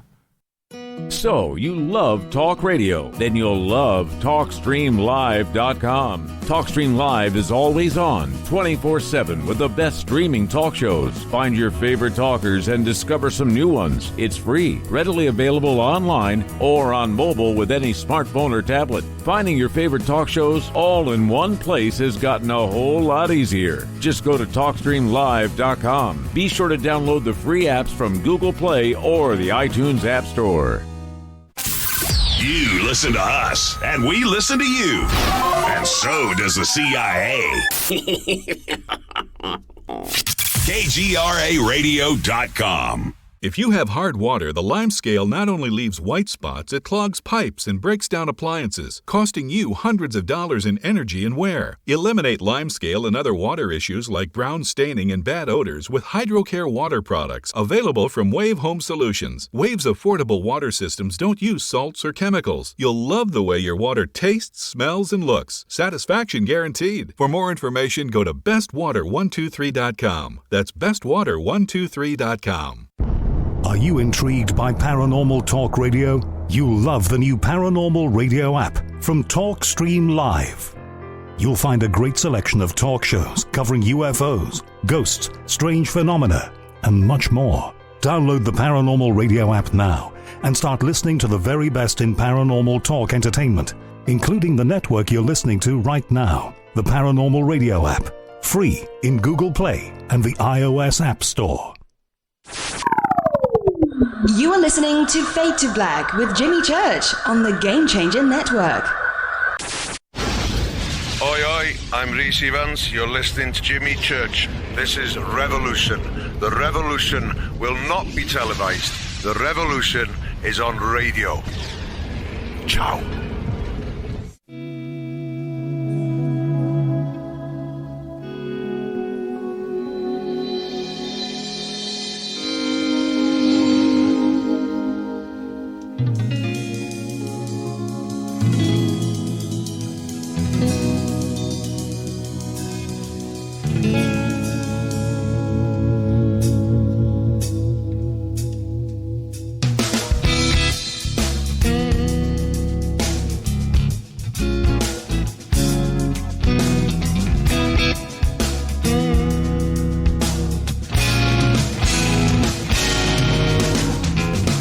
Welcome back, Fade to Black. I'm your host, Jimmy Church. You can follow me on Twitter at JChurchRadio. Tonight is Night one of our Egypt week right here on Fade to Black. Seems like we do it every week, don't we? Our guest tonight, Manu Seyfzadeh, is with us. And now, Manu, discussing the previous paper, and certainly Schock and John Anthony West, they had found evidence of a space underneath the paw, which got completely shut down, by the Egyptologists and Zahi Hawass. Yes, and didn't allow that to be pursued. We'll save that debate for another show. But clearly, there is something underneath that paw. And what it is, one day I hope that we will actually find out. But the other part of the great debate is and I like everybody's opinion on this. I ask everybody the same question. Why the total lack of hieroglyphics and evidence on the Great Pyramid? Yeah, it's a good question. I don't know. And you would think that they leave their mark. So you could say, did they run out of time? Did they die before they had a chance to do it? I just don't know the answer to that. I know that's one piece of evidence that, you could say, well, maybe that those pyramids don't belong to that time. I understand the rationale for it. I went inside Una's pyramid a couple of weeks ago, and there was something that I had never heard of, and I had never seen it before. I mean, the pyramid texts are incredible, but the guard all of a sudden turned off the light and turned on his flashlight, and then what we saw is amazing. Basically, the wall next to the sarcophagus has a texture, a contour to it, and the contour is in the shape of Sahu. Oh, really? Orion. Yeah, it's incredible. I posted this on my Facebook page, and my cousin took an even better picture of it, and I had never heard of this. And it confirms that Orion was seen as the entire, as a constellation, not just as a star, but as the entire figure. Just like you see 1,000 years later in the tomb of Senenmut and Seti, you see actually Sahu as a figure, as a constellation. But here you see it in Una's pyramid, and that's just 200-300 years after the Great Pyramid supposedly was built. Well, I don't really answer your question. Yeah, you see, you bring up a great point. When we talk about Unas or just about any other pyramid or monument in all over Egypt, they didn't have any issues with writing, with writing, that's right. And it's everywhere. It's everywhere. Yeah. Every surface had something on it. The Valley of the Kings, everything had something on it. Every wall, every ceiling, every step, everything had something on it. And you have an opportunity at the very least with the Grand Gallery or the King's Chamber. Forget about the outside of it. Okay, whatever. The entrance doesn't mark enter here. I get all of that. But the Grand Gallery, those are clean walls, just ripe, ready for just gloriousness. And they didn't do anything, nothing at all. No, they didn't. I ask an Egyptologist, I go to seminars once a month, and there was an Egyptologist whose name I forget, so I apologize. He's fairly well known. And he said that he thinks that maybe the pyramid texts were written on papyrus before Unas. And maybe that's a way you can explain it. But, we just don't know. Well, excuse me. Well, the other point, and when we bring up Howard Weiss, there's something in my gut that says to me that there was some fabrication to his story and what was done there. Now, I think there's a lot of evidence today that has been brought forward to suggest not only in his character, but also the opportunity, because back then everybody was trying to make a great discovery in Egypt, and he hadn't done his yet. And suddenly he's finding all kinds of crazy things there. So you mean Scott Crichton's work, right? Yes. Oh, Scott Crichton, amazing book. I've read that book 3 times. And he was a guest on this show. Amazing work. But Scott wasn't the first. I mean, this has been brought up in the past. Anyway, that being said, when we look at the Great Pyramid, it's certainly, and I think you just alluded to this, that quite possibly they were just built before hieroglyphics was a language. Yeah, well, that's part of the, lost civilization model. You probably don't know this, but I've had long discussions with Scott Crichton on a forum, Graham Hancock's forum. Mm-hmm. And I think, first of all, I think if you want a prosecutor, Scott Crichton is an amazing prosecutor. Yes, he is. He lays out a great case. Yes, he does.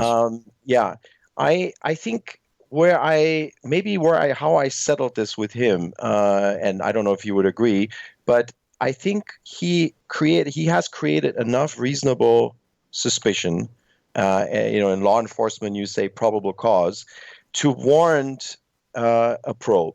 Of course, if that were ever to be allowed, but there is there's the second cartouche, the one that's more hidden than the infamous one, and that cartouche disappears behind the granite wall. The scene that is there.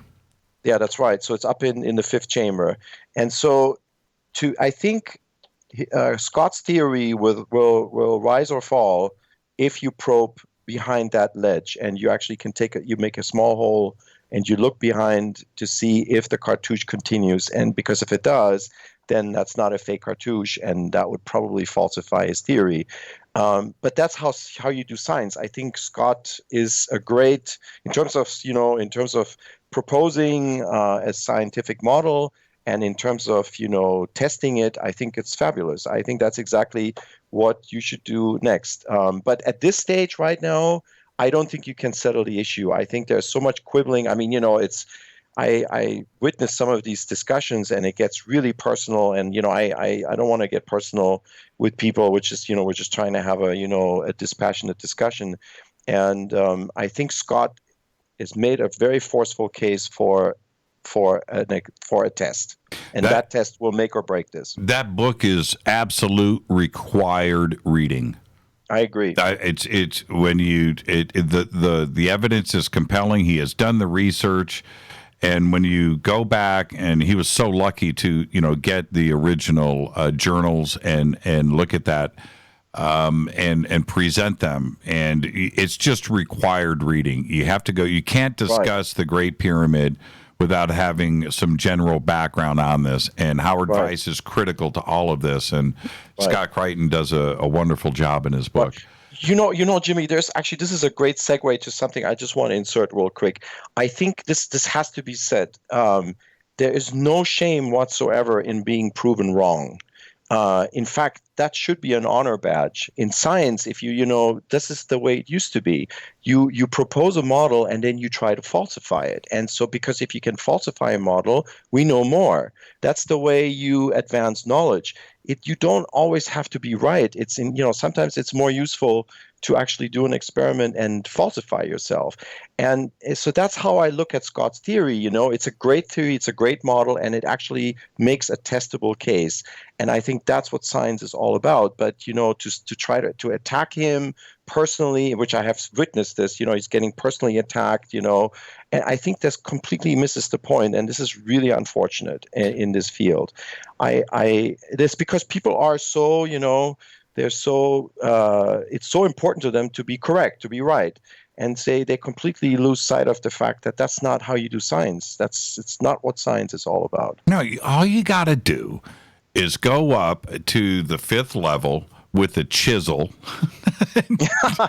and answer the question.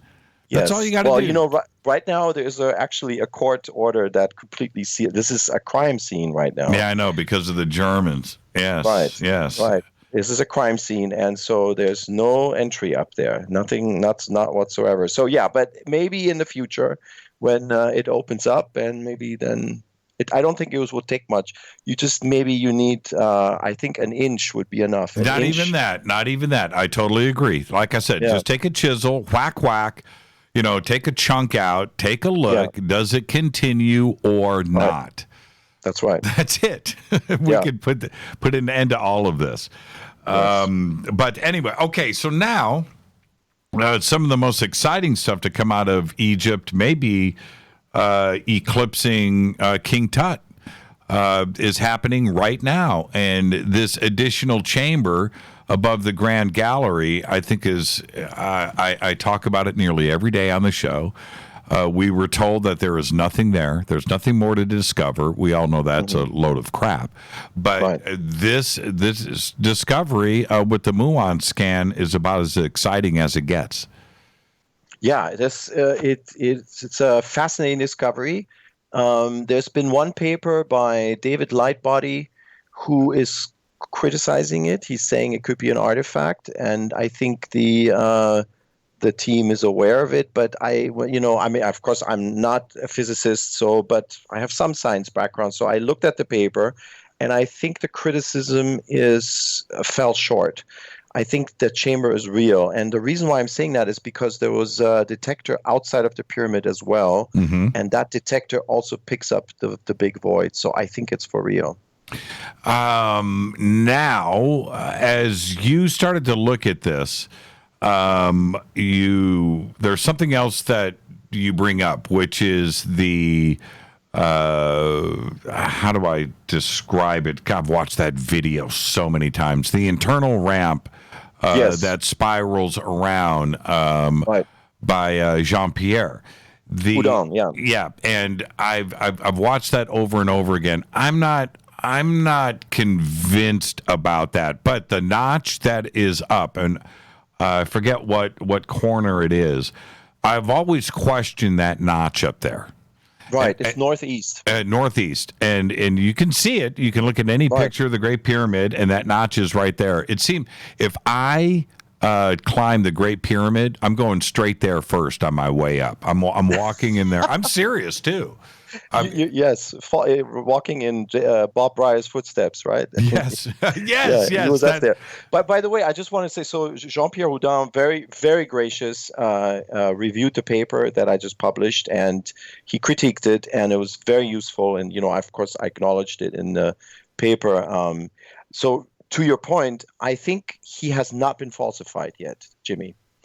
It's because the spaces that he's proposing are probably too short to be able to show on a muon scan. So just to give you an idea, the positive control for the muon experiment was done in the bent pyramid, and in the bent pyramid they picked up the upper Corbel chamber. That's right. They laid out the detector plates on the lower level, and they were able to pick up the upper chamber. But the upper chamber, my hunch, I was trying to get the exact measurements, which I didn't have enough time. My guess is about 20, 30 feet high. So, and the overall bent pyramid is, I think it's 200 cubits, which is something like 350 feet, I think. So, so that is the amount of space you need to be able to get a positive signal on a muon scan. And then the negative control goes back to Luis Alvarez and Ahmed Fakhri in the 60s when they scanned. So I don't know if people know this, but a muon scan was actually performed on Khafre's pyramid, and they came back short. So they said the reason why they scanned Khafre's pyramid is because saying, well, we have all these chambers in Khufu's pyramid, but we only have Belzoni's chamber in Khafre's pyramid. There's got to be other chambers. So they laid out the detector plates. In those days, of course, it was a little bit more primitive, but they couldn't come up with anything. So they were able to see the casing on the tip. They saw that. So they were sort of gauging how sensitive the technique is, but they couldn't see any chambers. So that's the negative control. Positive control is bent pyramid. And now let's go back to the Great Pyramid and, Houdin. Would his spiral ramp show on a muon scan? And I'm not sure it would, Jimmy. I'm not sure. Really? I think he hasn't been falsified yet. See, this is the thing. If the internal ramp theory, now what we're talking about, everybody, is what Jean-Pierre suggests is that inside of the walls of each side of the pyramid is a spiraling hallway that ramp that went all the way up, and that's where they carried the stones. I would think that we're talking about a very large structure here, that it would be at least partially evident on all four sides. We would see something there. It depends on where you put the detector plates.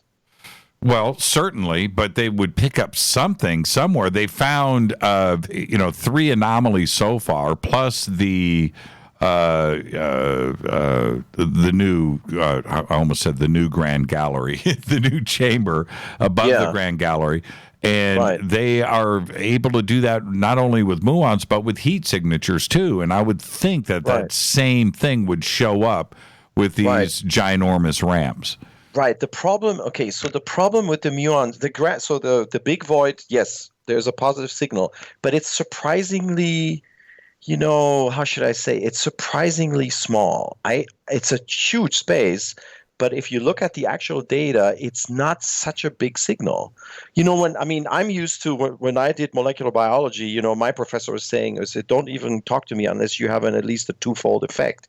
And that is not a twofold effect. Okay, if you look at the trace, so I'm not so sure that the sensitivity of this type of scanning, but the way to overcome it is to put the plates somewhere else. So, for example, if you put the detector plates up in Campbell's chamber, which is the fifth relieving chamber we were just talking about with the cartouche, you actually are cutting out about 2/5 of stone from the path of the muons, and you probably have a much higher signal to noise ratio. So I think that is the next step. And of course, I have a surprise for you, which we can talk about in a few minutes. Something I saw that sounds like they're looking for that. Well, no, actually, I'm not gonna let you do that to me. Okay. So, no, let's discuss that, because when we come back, we'll get to the deep part of your paper, and we'll spend that whole site. What did you see?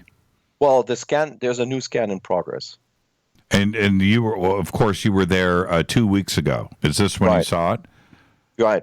They have laid out detector plates in the Grand Gallery. Well, okay. Now, see, what did you see exactly? Well, they have these detector plates. They're rectangular wooden boxes, and they're covered. That's because you have tourists going in and out all the time. So they're lying on the rails. I think that's what you call it, on the left and right side. As you go up the stairways on the left and right side, there's sort of a small little ramp, right, where the spaces. Where the in between the stairs and the wall, right? Exactly. Yeah, that's right. You've seen it, and so you have, and I counted them. I think it was, I remember vaguely, 23 boxes up and down the gallery. So, and I actually, I thought they were detector plates, but I asked a guard, and he confirmed it. Yes, that they are scanning again. Is there cabling? No, I didn't see any cables. Okay. Wow, that's exciting. Now, okay, so if they would be going from, so the detector plates are there. What about on the outside of the pyramid? Is there any evidence of? Didn't see it. Right, because when the detector plates you have to have them on both sides. Well, they're basically aiming for. The Grand Gallery, I believe, is 26.5 degrees. And so they're aiming for, I guess, the northern sky, right? Right. The Grand Gallery is going from north to south, and it's leaning about 26.5 degrees. So you lay out the detector plates, they're basically aiming for the northern face of the pyramid. And it's interesting. Yeah, I know, but exactly. Don't you have to pick up the other side of the muons? Well, you're interested in the trajectory, right? So you have the muons coming through the pyramid, and then at different angles, and then what they're doing with those detector plates, they're measuring the impact, and they're also measuring the angle. Right. So let's say you have an oblique trajectory, and then the muon goes obliquely through the pyramid, and then it goes into the detector plate at a certain angle, and that's how and then they process the data, and they know where the radiation came from, and then if there's a space in the pathway, it'll speed up the transmission, and you get more muon signals in those trajectories that are crossing a space. Right, and that's north to south. So they're I guess they would be detecting east to west. Well, coming in from the top. Yeah. Wow. So I wonder what. Okay.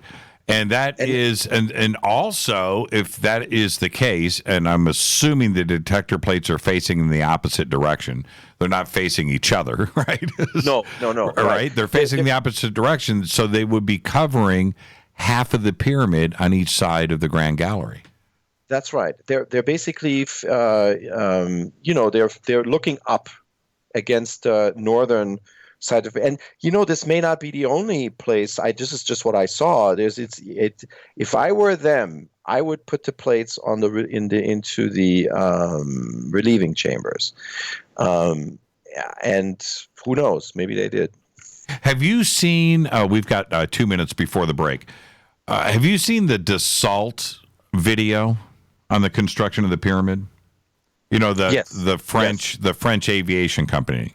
Yes, I have. What do you think about that? I think that's one of I do not know why that is not discussed more and openly debated. That's one of the most fascinating theories I've ever seen put forward.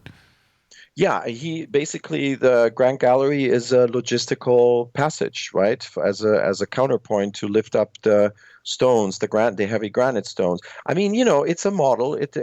This is what science is. You propose a model and then you test it, and the first test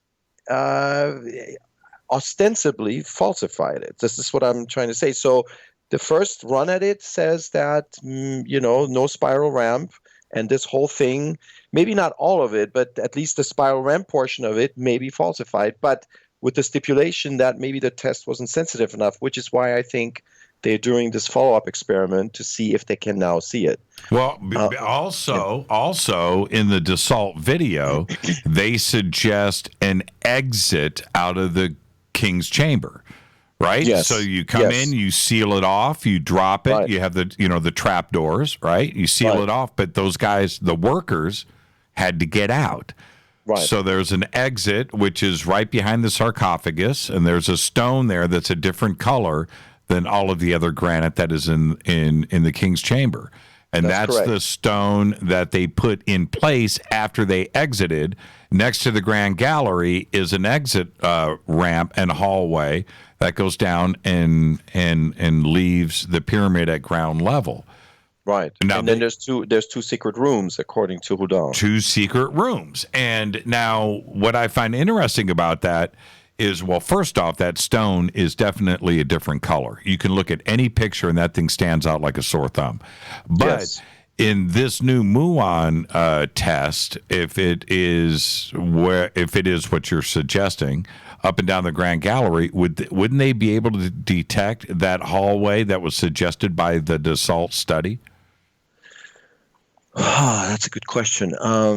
Well, I can tell you, so the answer is maybe not, because in the bent pyramid, they were not able to detect the passageway. Right. They only saw the chamber, but not the passage that connects the chamber to the one below. And so it looks like the chamber is just not enough space to make a difference. And in this case, I wonder if the chamber is just too short. Too short. Are you sure you'd have to scan it in its long axis? If you did that, you might be able to see it. Are you sure you're a dermatologist? I need to look at your CV a little bit closer. Let's take a break right here, because when we come back, that's always been the big question, and I love it when Zahi Hawass is famously quoted, "There's nothing to see here. There's nothing to see here." Well, there is much more to see inside of the Grand Pyramid and the Great Pyramid. We'll be discussing all of that with Manu when we come back after this short break. This is Fade to Black, night 1 of our Egypt week. I'm your host, Jimmy Church. More with Manu after this short break. Stay with us.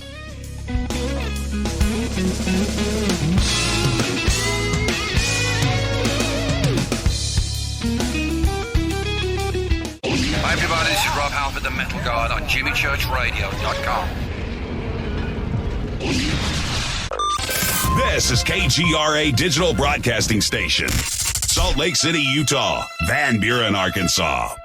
Poor water quality is a major health issue, and it's only getting worse. Municipalities can't keep up, standards have dropped, and pollutants are increasing. Where does it all end? It ends by keeping the pollutants outside of your home with HydroCare's advanced systems available at Wave Home Solutions. No less than the best purification materials and processes have been developed by HydroCare to provide you with healthy, clean water for drinking, cooking, and showering. HydroCare far surpasses the competition in removing chlorine, odors, iron, lead, chemicals, limescale, and much more. Don't settle for less when it comes to your water. We'll take care of the toughest water problems for you, whether it's from a city or well source. Satisfaction guaranteed. For more information, call 888-997-WAVE. That's 888-997-WAVE. Or go to bestwater123.com. That's bestwater123.com. Wave Home Solutions for a healthy, comfortable home. Your contact for current news and trending topics. KGRARadio.com. Does your basement or crawl space have a damp, musty smell? Well, watch out. That's a sign of too much moisture and not enough ventilation. And that can mean increased mold growth and the buildup of harmful toxins and gases. Don't bother with a dehumidifier. It just circulates the same unhealthy air. Now there's a better way to remove these dangers and odors. It's with the computerized Wave Moisture Control Unit that reduces moisture and expels pollutants. We replaced our old dehumidifier with the Wave unit, and in only 3 weeks, our basement is dry and the musty smell is gone. Wave units require no maintenance, no buckets of water or filters, and costs only pennies a day to run. Breathe better, live healthier with an affordable, no-maintenance Wave unit. Call 888-717-WAVE, 888-717-WAVE, or visit dryhealthyhome.com, dryhealthyhome.com. Ride the wave. Wave Home Solutions for a healthy, comfortable home. This is Jimmy Church of Fade to Black, and I only drink Fade to Black blend coffee from River Moon. Just click on the River Moon coffee banner at jimmychurchradio.com. Promo code F2B Blend. So are you tired of being tired? Well, then it's time to get the tea. Hey, it's Lisa here to tell you about this all-natural, all-organic tea I've been drinking that has had great results for over 20 years. It's called Life Change Tea, and it's specially formulated to help detoxify and cleanse your kidneys, liver, colon, and blood all at once. The colon is one of the most ignored organs in the human body. The faster that waste is eliminated from the body, the less time that waste sits in our intestines, spreading toxins to our bloodstream. This tea helps cleanse chemicals caused by outside intruders from our entire digestive system. And get this, weight loss can be a side effect. And with continued use of the tea, you can experience clearer, healthier, younger looking skin, increased energy, and a happier outlook on life. So if you're tired of being tired, get the Life Change Tea at getthetea.com. That's getthetea.com. And like me, you'll be glad you did. Did you know that when you're on the road with limited data or Wi-Fi available, you can still listen to every minute of Fade to Black by just calling 605-562-4482. No smartphone, app, or internet needed. It saves your data plan and no extra cost if you have unlimited minutes. Just call 605-562-4482. You can listen to me, Jimmy Church, on any phone, anytime, anywhere. Go Beckley Tappy.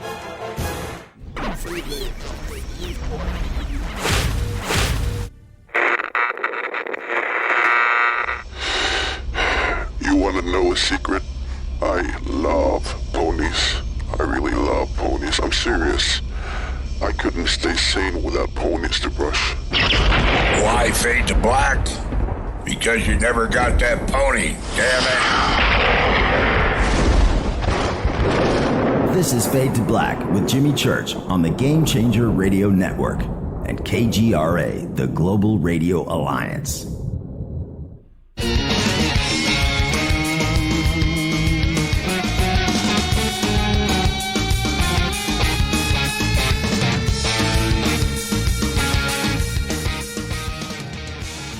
Welcome back, Fade to Black. I am your host, Jimmy Church. What an amazing show tonight.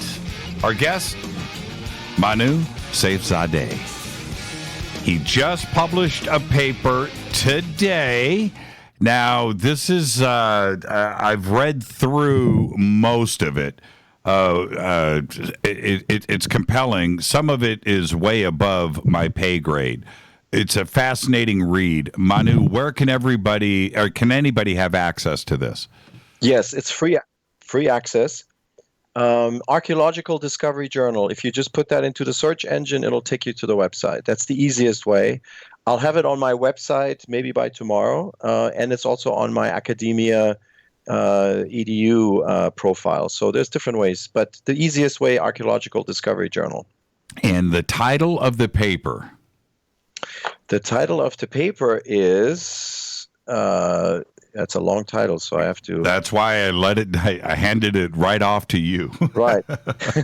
So it says Hemi Uno used numerically tagged surface ratios to mark ceilings inside the Great Pyramid, hinting at design spaces still hidden within. So it basically the conclusion of this paper, I'll just give you the bottom line right now, is I am proposing that there is at least 6 design spaces inside the pyramid, Great Pyramid, and these 6 spaces are above the granite tower. So we're talking about the top 3/5 of the pyramid where there's no known spaces at this time. And I'm saying, based on this analysis, there's at least 6, maybe 10 design spaces.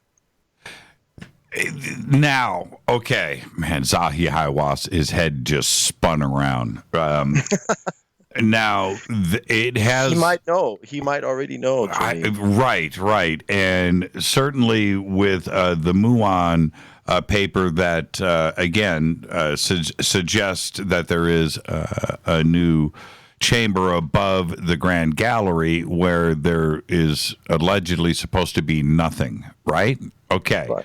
Your paper is taking this a giant step forward and outside of the box, even from the Muon suggestion. Yes, these spaces are above the Great Void. And now, okay, we're going to break this down as to why you have come to this conclusion. One space, 2 space is one thing.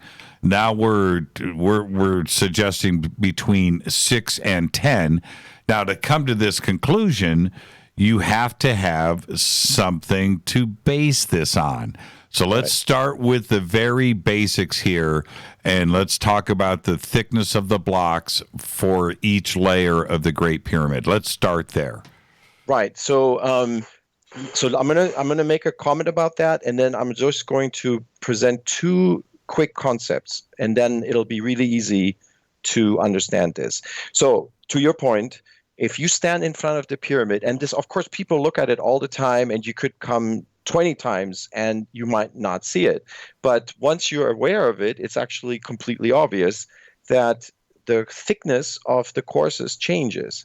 And it's not a smooth ride up to the pyramid. You would think that they gradually get, smaller and smaller and smaller, but that's not the case. They suddenly get thicker, and then the thickness tapers down, and then it gets thicker again. So it creates sort of a wave effect. And this term wave, this comes from Jean-Pierre Houdin. So he actually when he emailed me, he put it in that term. I call it a feathering effect. So the pyramid's texture, and when you see the light show, it's even more obvious because you have the lasers hitting, the pyramid in certain angles, and then you can really see it. This feathering effect of the texture of the core masonry. After reading your paper, I went back and looked at all of the high-res images that I could find on the Great Pyramid, and now it is obvious. Yes. It's obvious, just like when I found out about the 8 sides on the pyramid instead of 4. Yes. It's right there. I can see it in any image now of the Great Pyramid. Yes. Now that you have polluted my mind, right? Yes. It's rather obvious. How was this not discovered before? Not necessarily why it is there, but just the simple fact that it is there.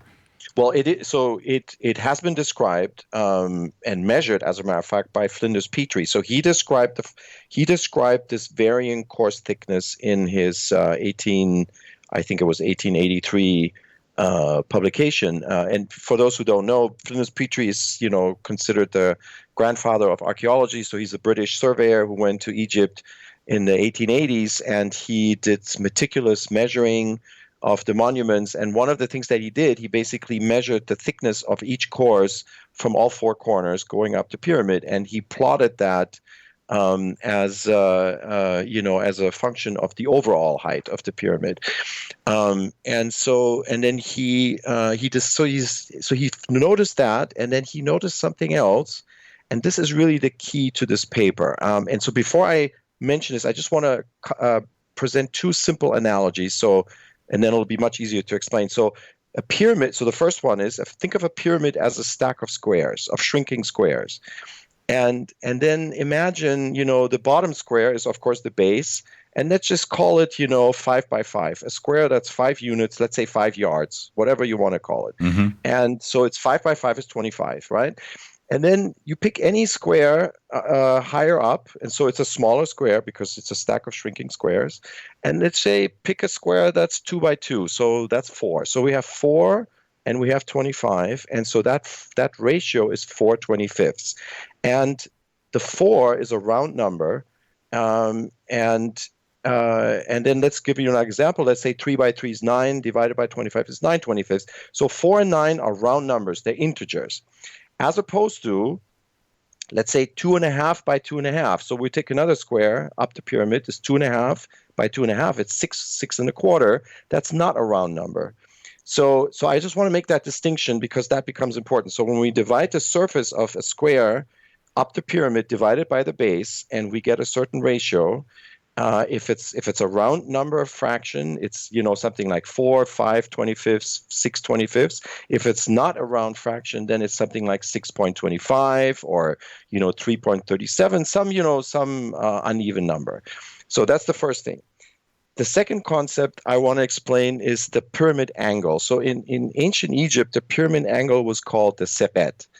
And what the seret is basically you walking up a staircase, right? You take a step, each step takes you a step higher, and you're also moving forward, right? So you basically are going up and forward. And if you have a staircase, each step is the same. That means, you are basically going you're going at the same rate each step. So that is sort of the angle of this staircase, and that's called the seret. Now, but with this feathering effect, you don't have even steps, right? So each step is different. Let's say you go up a step, and then the step is deeper than the previous one. So it's an uneven staircase. Nobody would ever build a staircase like that, but the pyramid was built like that. Basically, each course is not a nice, even step compared to the previous one. And this is it's a strange phenomenon. And so in this paper, I looked at Petrie's numbers, and Petrie marked specific courses with these round fractions of 25ths. And when you look at those courses, it turns out that in the lower portion of the pyramid, they tend to coincide with ceilings of spaces in the pyramid. So we know the spaces. We have a queen chamber, we have a king chamber, we have a grand gallery, and then we have the tower above the king chamber. And it turns out when you look at those courses that are round numbers of 25ths, okay, they run through that level in the pyramid that coincides with a ceiling of a space, of a known space. And this pattern goes all the way up the pyramid. And based on that numerical code, I'm saying there have to be spaces in the top portion of the pyramid. Why? Because there is an economic cost for building the pyramid like this. You don't, like I was just saying, you don't build a staircase with uneven stairs. You just make every single stair the same height and the same depth. That's the easiest way to do it. But they didn't do that. They varied the course thickness, and that's an economic cost. That means he had to basically, whoever designed the pyramid had to instruct a quarryman to cut stones with different thicknesses, and then those thicker stones had to be transported up the pyramid. So it cost more effort, more time. Why would you do that? Well, the best way to explain it is that when you have a ceiling, you have to protect it. And so what you do is you design the space, you close the space at the top, and then you buttress it. You basically put a few thicker courses above so that the ceiling can hold under the weight of the pyramid above. I'm looking at, I don't know if this is labeled. Everybody's going to go and look at this, but the section of the passages of the Great Pyramid with the ratios in red, well, black and blue too as well, on the outside. And the correlations are pretty obvious here, Manu.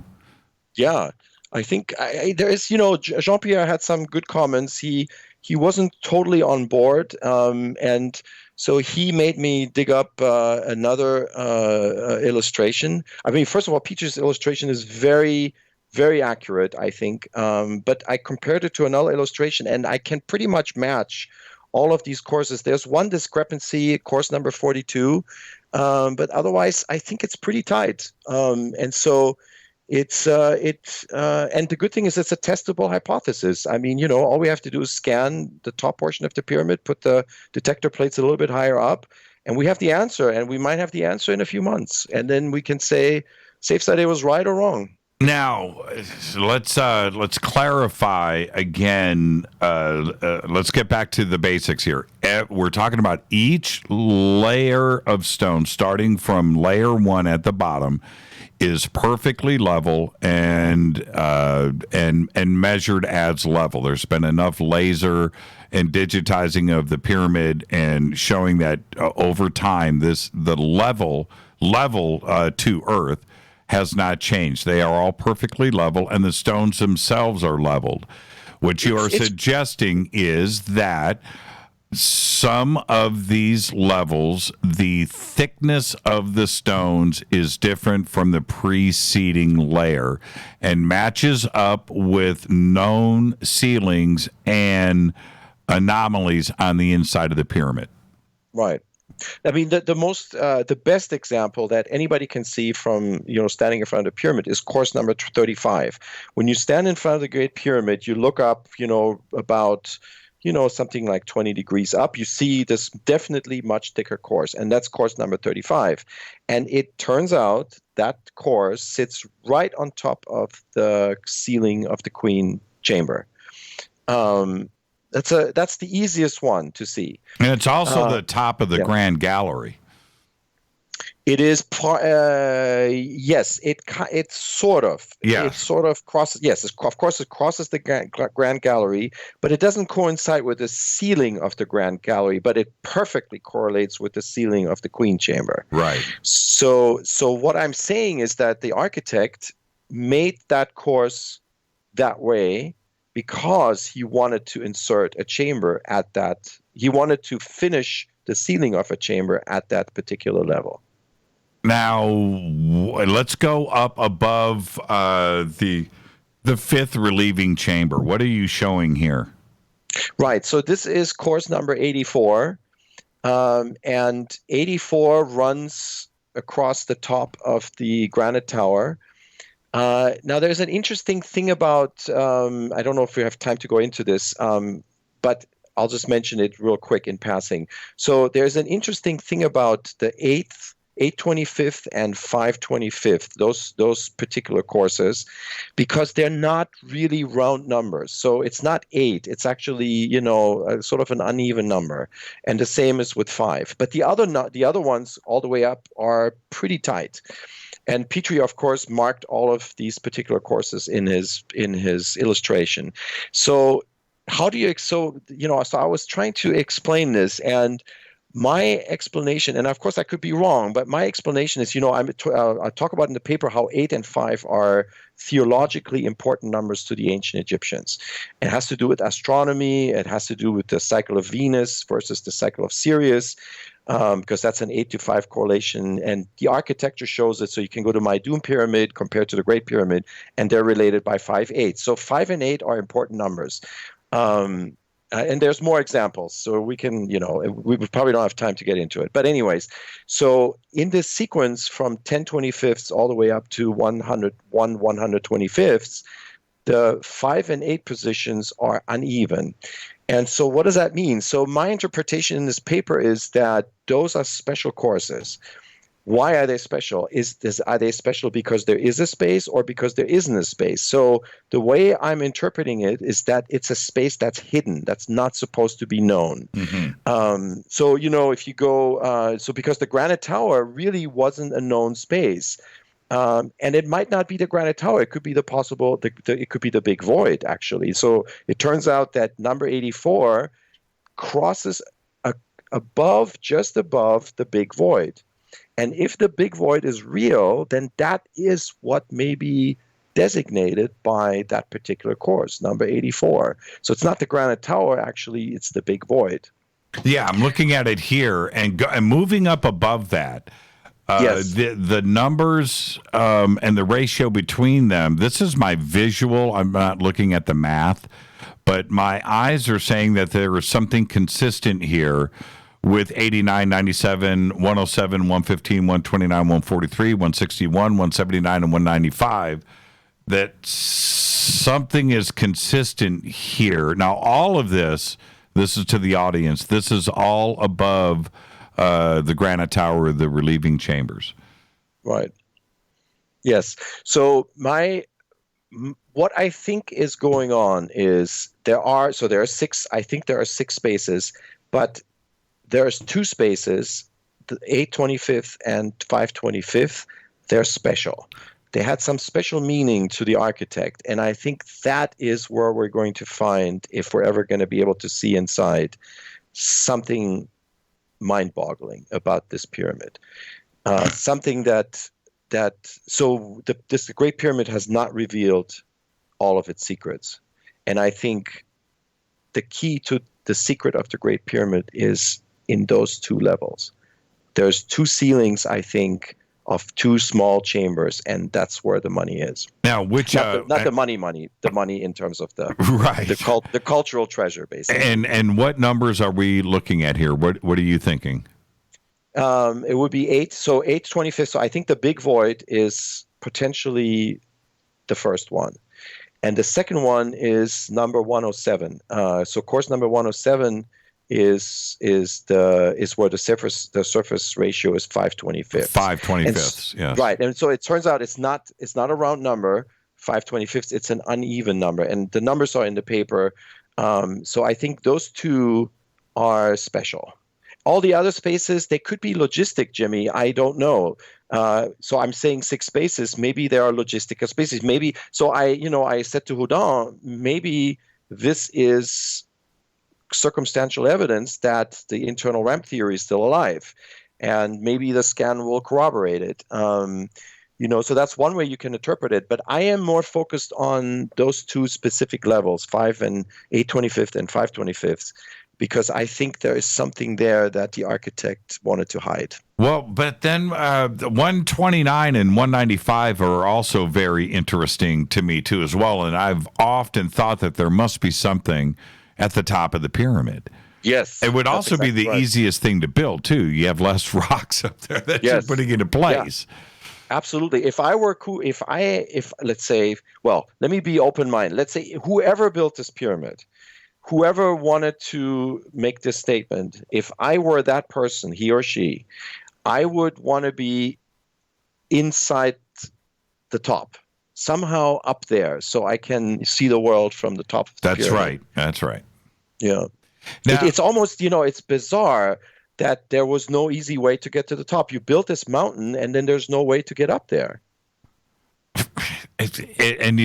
When you are up there, you're practically seeing the circumference of the Earth. You've got an unobstructed view, north, south, east, and west. And wouldn't you want that panoramic, that cinematic thing to be part of who you are right? That's that's why everybody climbs to the top. Right. And we have sort of proof of exactly what you're saying, because Jedefre, Khufu's son, he built a pyramid on a hill, just 10 kilometers, 15 kilometers to the north. He wanted to be up there. So there was something about being high up there. So if he wanted it, why didn't Khufu want it? That's exactly right.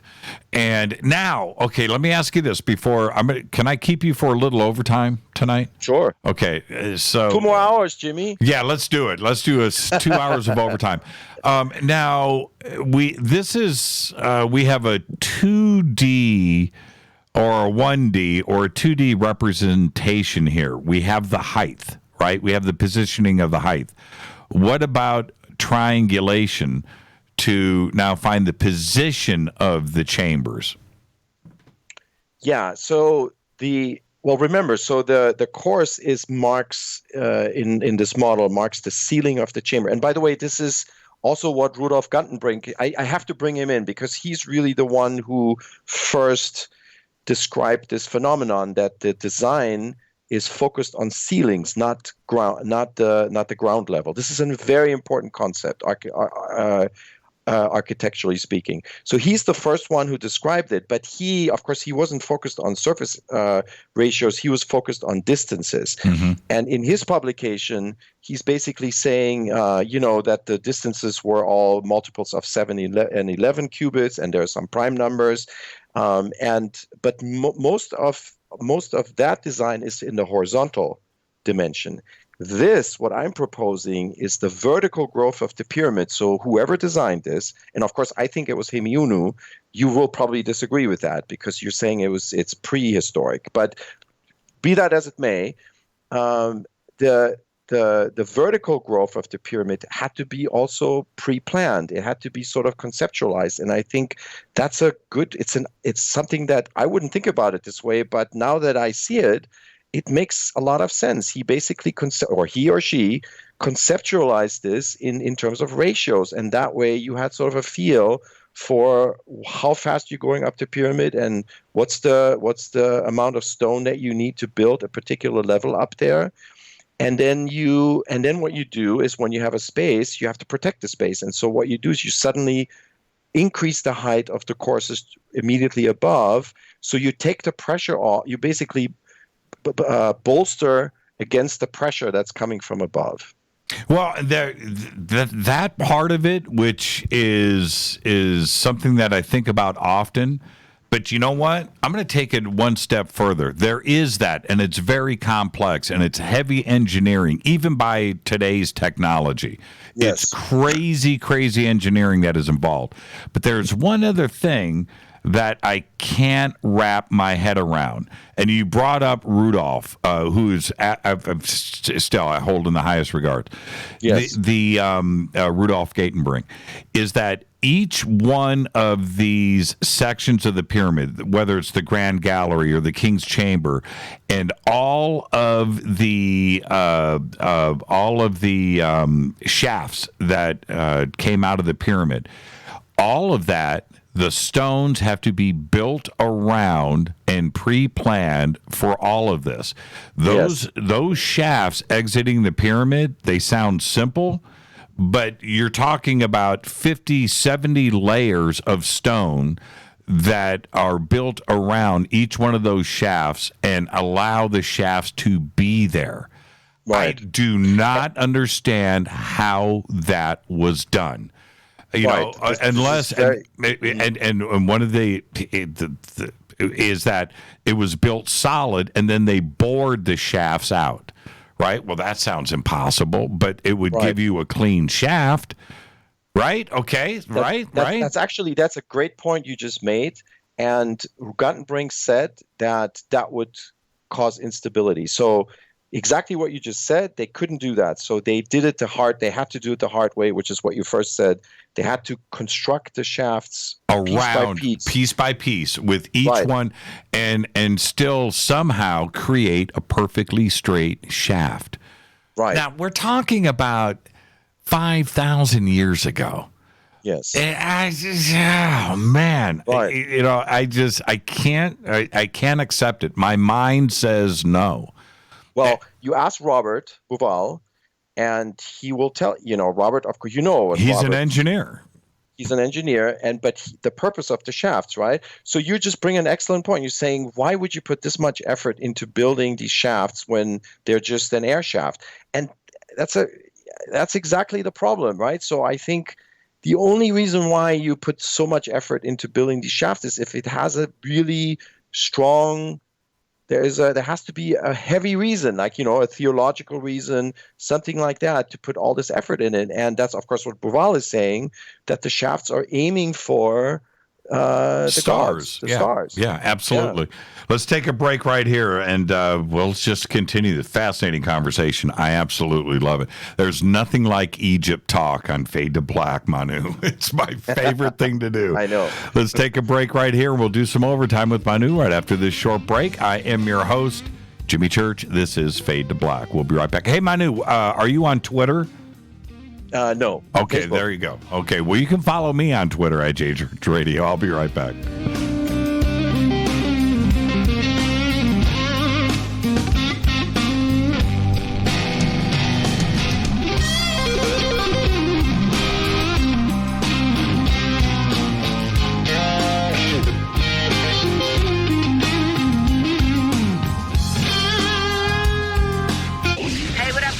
Vivica Fox here, and you are listening to my boy, Jimmy Church, on JimmyChurchRadio.com. Despite popular opinion, reading a book will not make you smarter. But listening to Jimmy Church will. Hurricanes, earthquakes, wildfires. This year we've experienced more than our fair share. This is Jimmy Church of Fade to Black, and last month I decided to make sure my family does not have to worry about food should we get caught in a real emergency situation. Introducing Numana, a healthy, storable product that tastes so good that you'll want to eat it every day instead of just during those times of duress. All Numana products have a 25-year shelf life, are MSG and GMO-free, no preservatives, and are made in America. With the Numana pack in your home, you'll be able to sleep at night knowing that you've protected your family. Not only have I tasted and tested, I own it. Now you can too.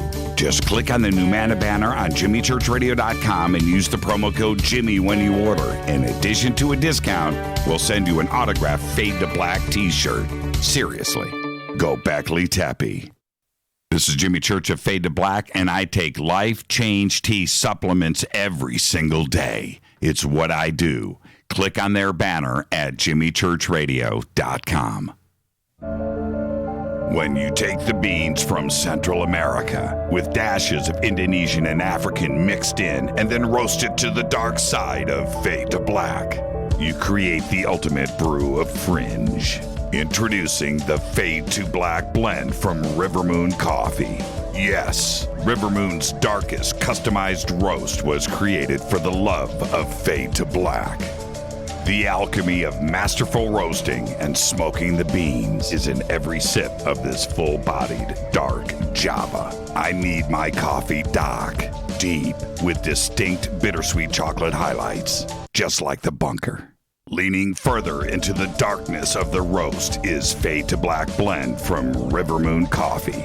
Just click on the banner at JimmyChurchRadio.com and use the promo code F2BBLEND for 15% off of your order today. Go Beckley Teppy. Hi folks, CBD is the home run hitter for health right now. Why, you ask? Because of what it does for the body. Unfortunately, I can't tell you all about the benefit. There's reasons. Do your due diligence and log on to AncientLifeOil.com. That's AncientLifeOil.com. Ancient Life Oil uses organic ingredients and is blended in coconut oil for some of the best benefits. Legal in 50 states and non-psychoactive. Log on to AncientLifeOil.com. That's AncientLifeOil.com. This is Jimmy Church of Fade to Black, and my family is safe because of Numana Emergency Food Storage. Just go to the Numana banner at JimmyChurchRadio.com. Promo code Jimmy10. Are you intrigued by paranormal talk radio? You'll love the new Paranormal Radio app from TalkStream Live. You'll find a great selection of talk shows covering UFOs, ghosts, strange phenomena, and much more. Download the Paranormal Radio app now and start listening to the very best in paranormal talk entertainment, including the network you're listening to right now. The Paranormal Radio app, free in Google Play and the iOS App Store. Brittany, Gabby, and you're listening to JimmyChurchRadio.com. It's not a lifestyle we chose. We were born this way. KGRARadio.com.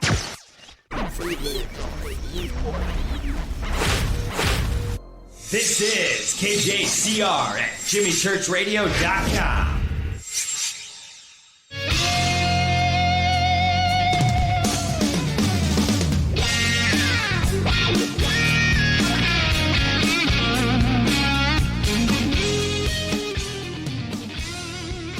Welcome back, Fade to Black. I am your host, Jimmy Church. Our guest tonight, Manu Seyfzadeh, is with us. We're discussing his paper that was just published today. We'll get the links up to that for everybody after the show and throughout tomorrow, where you can go and read this. And Manu, one of the things, as I've read through the paper a couple of times now, one of the things that is suggested here, which I fully understand, is extreme complex math that has to have been incorporated into the building here. We're talking about 2550 BC, 26. If we, go with Orthodox dogma, right? Mm-hmm. Okay, yeah. But that's what you are suggesting here, and I totally understand that and accept that. But the Egyptians, if we understand what Egyptologists tell us, they didn't have this type of math back then. We can't have one without the other. So how are you going to tackle that criticism when it comes about this paper? Yeah, that's a great point. So the math actually that I see here, what I'm describing in this paper, I see that math in the mastaba of Hemiunu. Of course, that's another talk, and we can talk about all of that next time we chat. But this is a great point. In order to make the case that the pyramid was built in the Old Kingdom, you have to really, the gold standard would be to have an architectural blueprint, which of course we don't have. We don't have any written evidence of the design having been made then. But the fascinating thing is that we may have it in a numerical form, and that is the mastaba of Hemiunu. It's G4000. It's in the Westfield. It's one of the largest mastabas in the cemeteries there. And Hemiunu is the purported architect of the Great Pyramid. And so this math resembles the numbers that I see in the mastaba. And, again, it's another talk. We can talk about it. So, but when you talk about complex mathematics, I thought you were talking about the type of mathematics that, for example, Alan Green has described, or Gary Osborne. These are great analyses. I highly respect, the two of them. And they would, of course, say there's no way that type of math was, at hand in this time. I do have an answer for that, but I think I want to let their theory stand for now. I think they make great points, and I know you're familiar with them. Mm-hmm. And I think that's the beauty of it. We have a healthy debate. We have a scientific debate between the different parties, and that's the way it should be. Well, we have two ways to look at this, and they're very simple. Either all of the math is coincidence and luck, and you could find this kind of fascinating math in a bar stool, right? If it's elegantly designed, right? You can get pi out of it. You can get the circumference of the Earth out of it. You could probably get the speed of light out of a bar stool if you sat there and did right. And this is really true with a lot of beers. Yeah. Right, certainly. Or they did have a grasp of complex math and geometry and algebra and things that weren't proven for 2,000 years, Yes, 3,000 years. I'm so happy that you bring this up because this is one of my pet peeves. There is a third path, Jimmy. So the way you just said it beautifully, either it's random chance or it's intentional. But see, there's a third possibility, and we have to exclude it. And that third possibility is incidental occurrence. So what is that? An incidental occurrence. I'll give you a simple example. If you design anything based on a square, you are incidentally also importing the square root of 2. Okay? Now, the square root of 2 is an irrational number, and nobody would say that the ancients knew the square root of 2 because it's a number that never ends, right? But simply by designing something that's a square, you are also incorporating a diagonal between the corners, and the diagonal is related to the square root of 2. So does that mean that the designer of a square building knew the square root of 2? No. It means that the square root of 2 is imported by necessity, but unwittingly by virtue of the design of a square. So that's not random chance, and it's also not intentional. It's incidental. And this is a big, big point that I'm trying to convey to my colleagues on the other side of this, discussion. Incidental is fine with something like that in a very basic presentation. Okay, so Yes. you have equal sides and two, a piece of string created a block or a room that was I can wrap my head around that. But then you bring in the golden ratio, you bring in pi, you bring in the speed of light, or the circumference of the Earth. You start bringing in those concepts. Those are all different cans of worms you just open up. Okay, so let me just stick, for example, just the pyramid itself. All the math that you pull out of the different ratios of the different dimensions. I'm not talking about my paper. I'm talking about, let's say, what Alan Green would propose. Sure. You could say that all of that math is incidental to the pyramid angle. You build a pyramid based on the pyramid angle of 5.5 palms per cubit, and you have a pyramid. And that, like the Maidum pyramid is based on exactly the same angle. It's 5.5 palms per cubit. It's just 5/8 smaller than the Great Pyramid. All of the math, and I mean all of it, that you can pull out of the various, observations, you can pull out of the Maidum pyramid too. And why? Because it's a pyramid based on the golden angle. The golden angle is 5.5 palms per cubit. So is it random chance? No. Is it intentional? No. It's incidental to the pyramid angle. So this is one way to open up a third path here.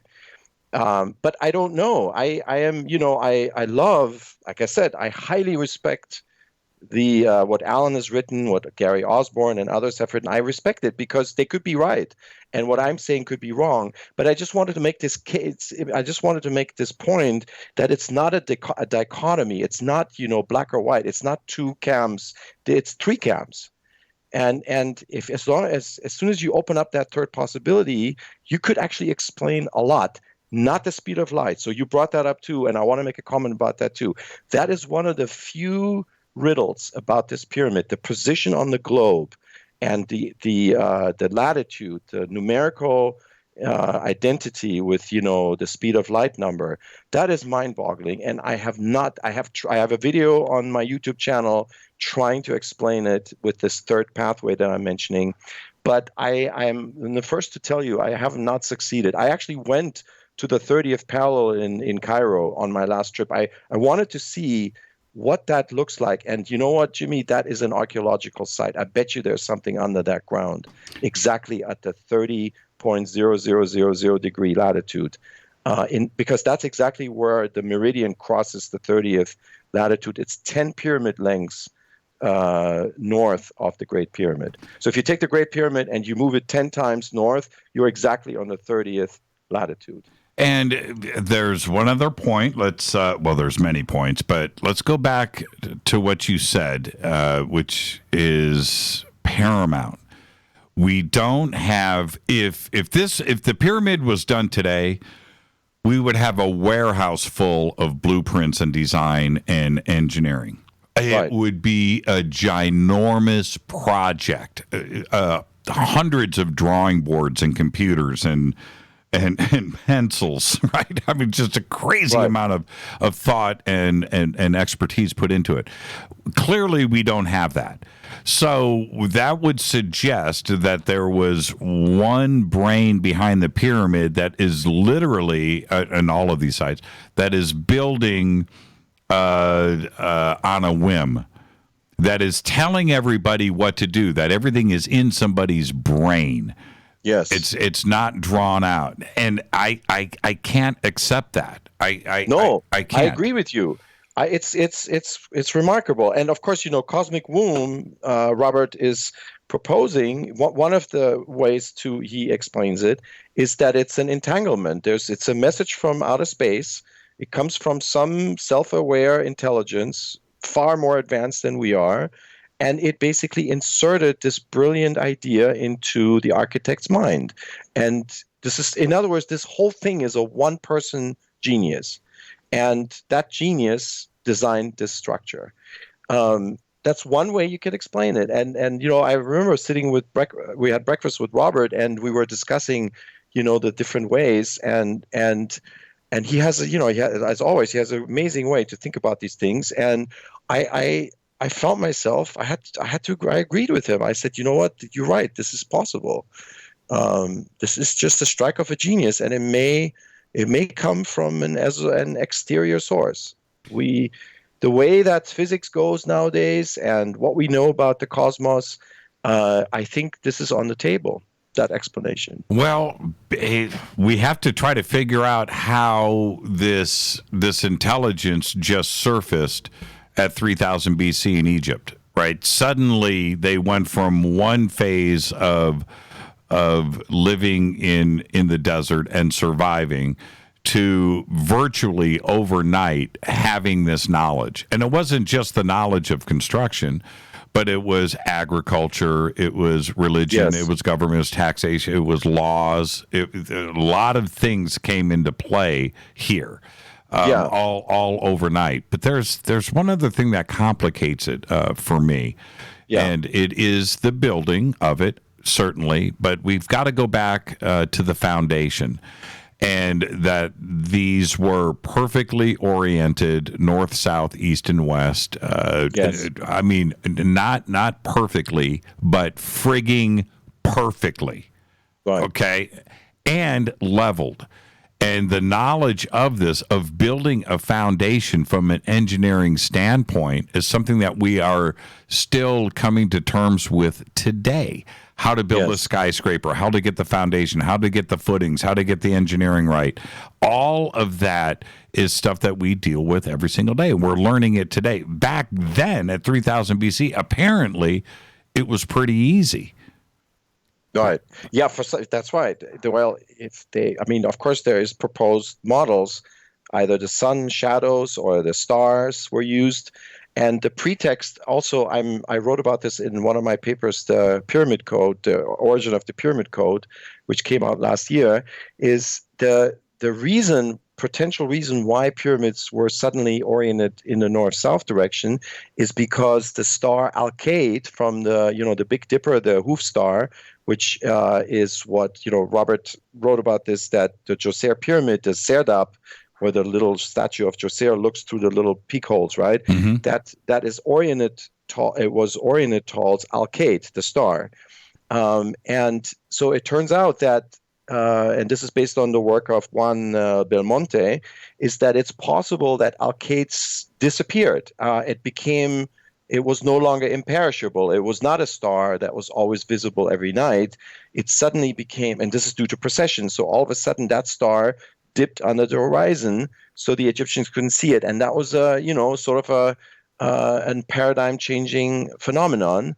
And so what they did is they started orienting their pyramids now instead to Thuban, which was the North Star in that time.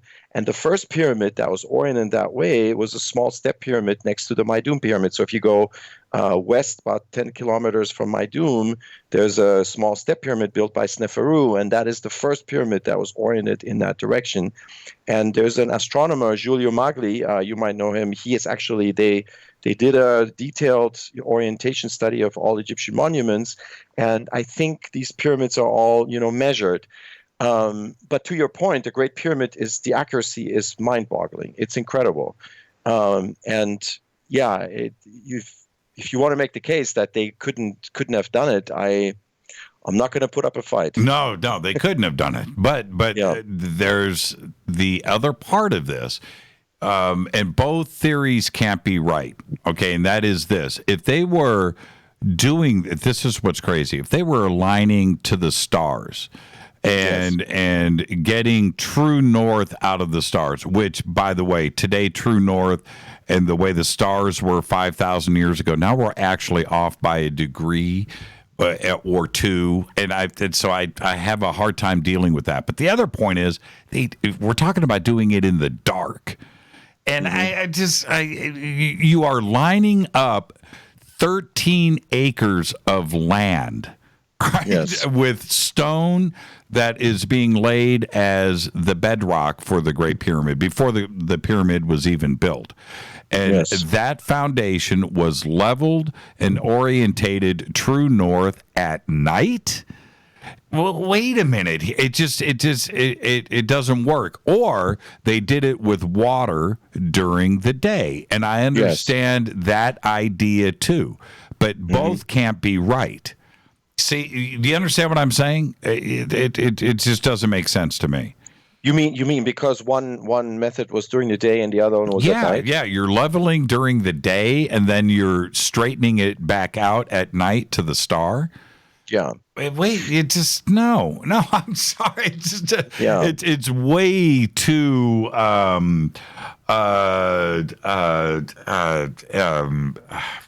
inaccurate. It's not accurate. Well, you know what? I'm really looking forward to tomorrow night when Christopher Dunn is going to be on your program, and he knows, of course, Martin Easler. He knows Dennis Stock. And you should ask him that question. Was it possible for them to do it? I can't wait to hear his answer. But this is, and I'm going to ask you about this. What the historians of the world, whether we're talking about Egyptologists or archaeologists or anthropologists, it doesn't matter. They're all going to tell you the same thing.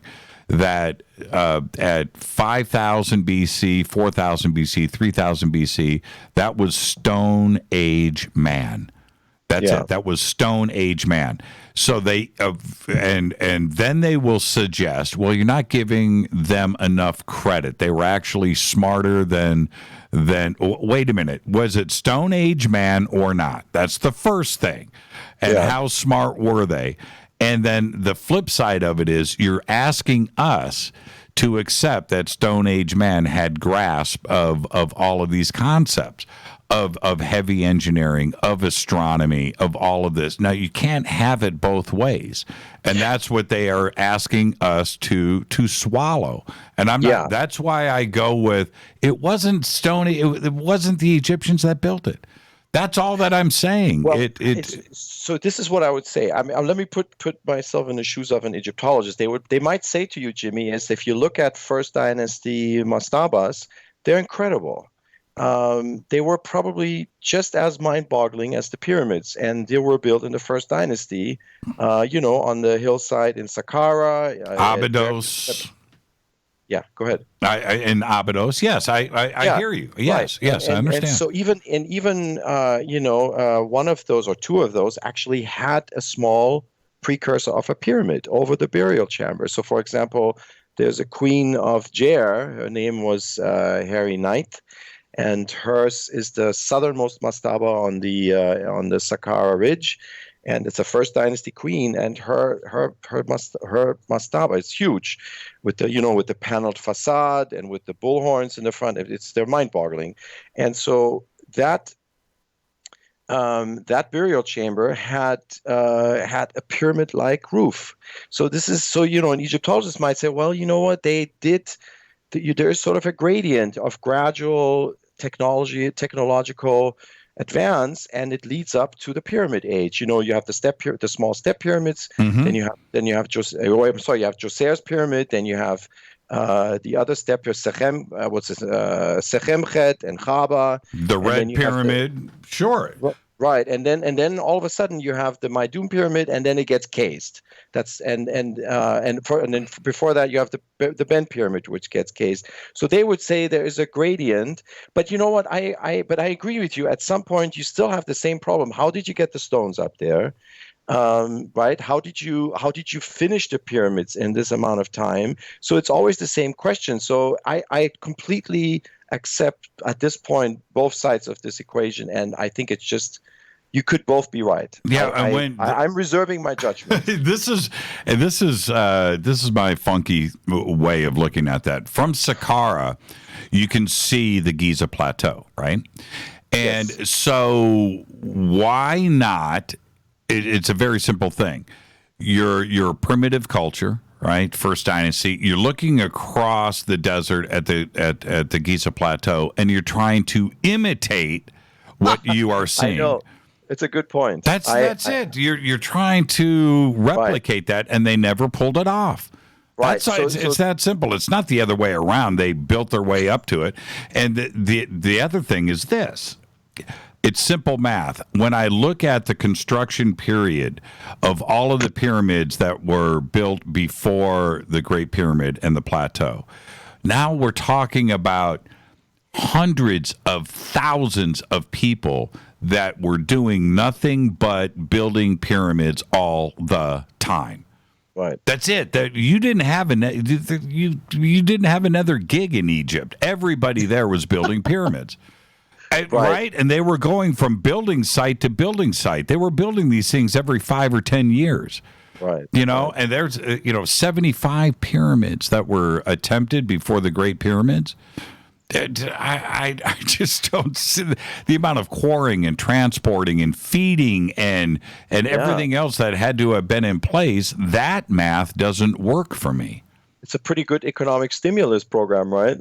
Nobody had another gig, that's for sure. That's right. But you know what? I wanted to underline something you just said. I have actually a great example for, you said Saqqara, they saw the pre-existing pyramids and they tried to imitate it. Mm-hmm. I actually saw something like that next to the Sphinx. It was incredible. I walked up to the mastaba of Kai. It's a rock-cut tomb. It's the most bizarre tomb, I think, in all of Giza. And I'm standing in front of this tomb, and I think I'm looking at a lion face. And so, and Colin Reeder has done great work there. He's basically shown evidence that tomb or that rock is not 4th dynasty or 5th dynasty rather. So Kai was a son of one of I think Menkaur's wives. But he's saying that was a 1st dynasty construction, and it was used by Kai as a tomb later. And that would be an example potentially if that is a lion face. And I showed it to Robert Schock a couple of nights ago, and he was shaking his head and laughing. We were both looking at this picture and was saying, "Yeah, man, that's a lion face." So, I mean, when you go to Egypt next time, Jimmy, you got to look at this tomb of Kai, stand in front of it, and you think you're looking at a prehistoric lion, and that. But it's dated to the 1st dynasty, and so that is a good example of what you were just saying. That could have been an act of imitation. They saw the Sphinx, which of course was sitting there for thousands of years, and they see that, and they try to build a tomb right next to it that has the face of a lion. What a fascinating conversation tonight, Manu. I can't wait to get you back on the show, and we'll continue all of this. I hope that you are prepared for the comments and what is about to follow in the days and weeks ahead, following the publishing of this paper. I mean, that's what you do. You've got to roll that rock uphill, and this paper is fascinating. Thank you so much. You were amazing to me. Thank you so much. Have a good night. Yeah, absolutely. And enjoy the rest of your night. And I can't wait to get you back on the show. Thank you so much. Okay. Take care. Manu Seyfzadeh. Unbelievable conversation. Now, we will get his paper up. I've got the real paper here. I've been blessed. But we'll get the links up to where everybody can go and have access to it. It's unbelievable. Tomorrow night on the show right here, Christopher Dunn for night 2 of our Egypt Week here on Fade to Black. Manu, stay right there. I'm going to talk to you after the show. Fade to Black's executive producers, Rita Camarion. Show is produced by Hill J. Palm, Renee, Dennis, and Bob. Announcers are Steve Harder, Gene Vitola, Mark D. Kovar. Webmaster is Drew the Geek. Music, Doug Aldrich. Intro, Spaceboy, spaceboymusic.com. Fade to Black is produced by KJCR for the Game Changer Network, and syndication is KGRA The Planet. This broadcast is owned and copyrighted 2018 by Fade to Black and the Game Changer Network. They cannot be rebroadcast, downloaded, copied, or used anywhere in the known universe without written permission from Fade to Black or the Game Changer Network. I'm your host, Jimmy Church. Follow me on Twitter at JChurchRadio. Until tomorrow night, Christopher Dunn right here. I want everybody to be safe. Go Beckley Tepe.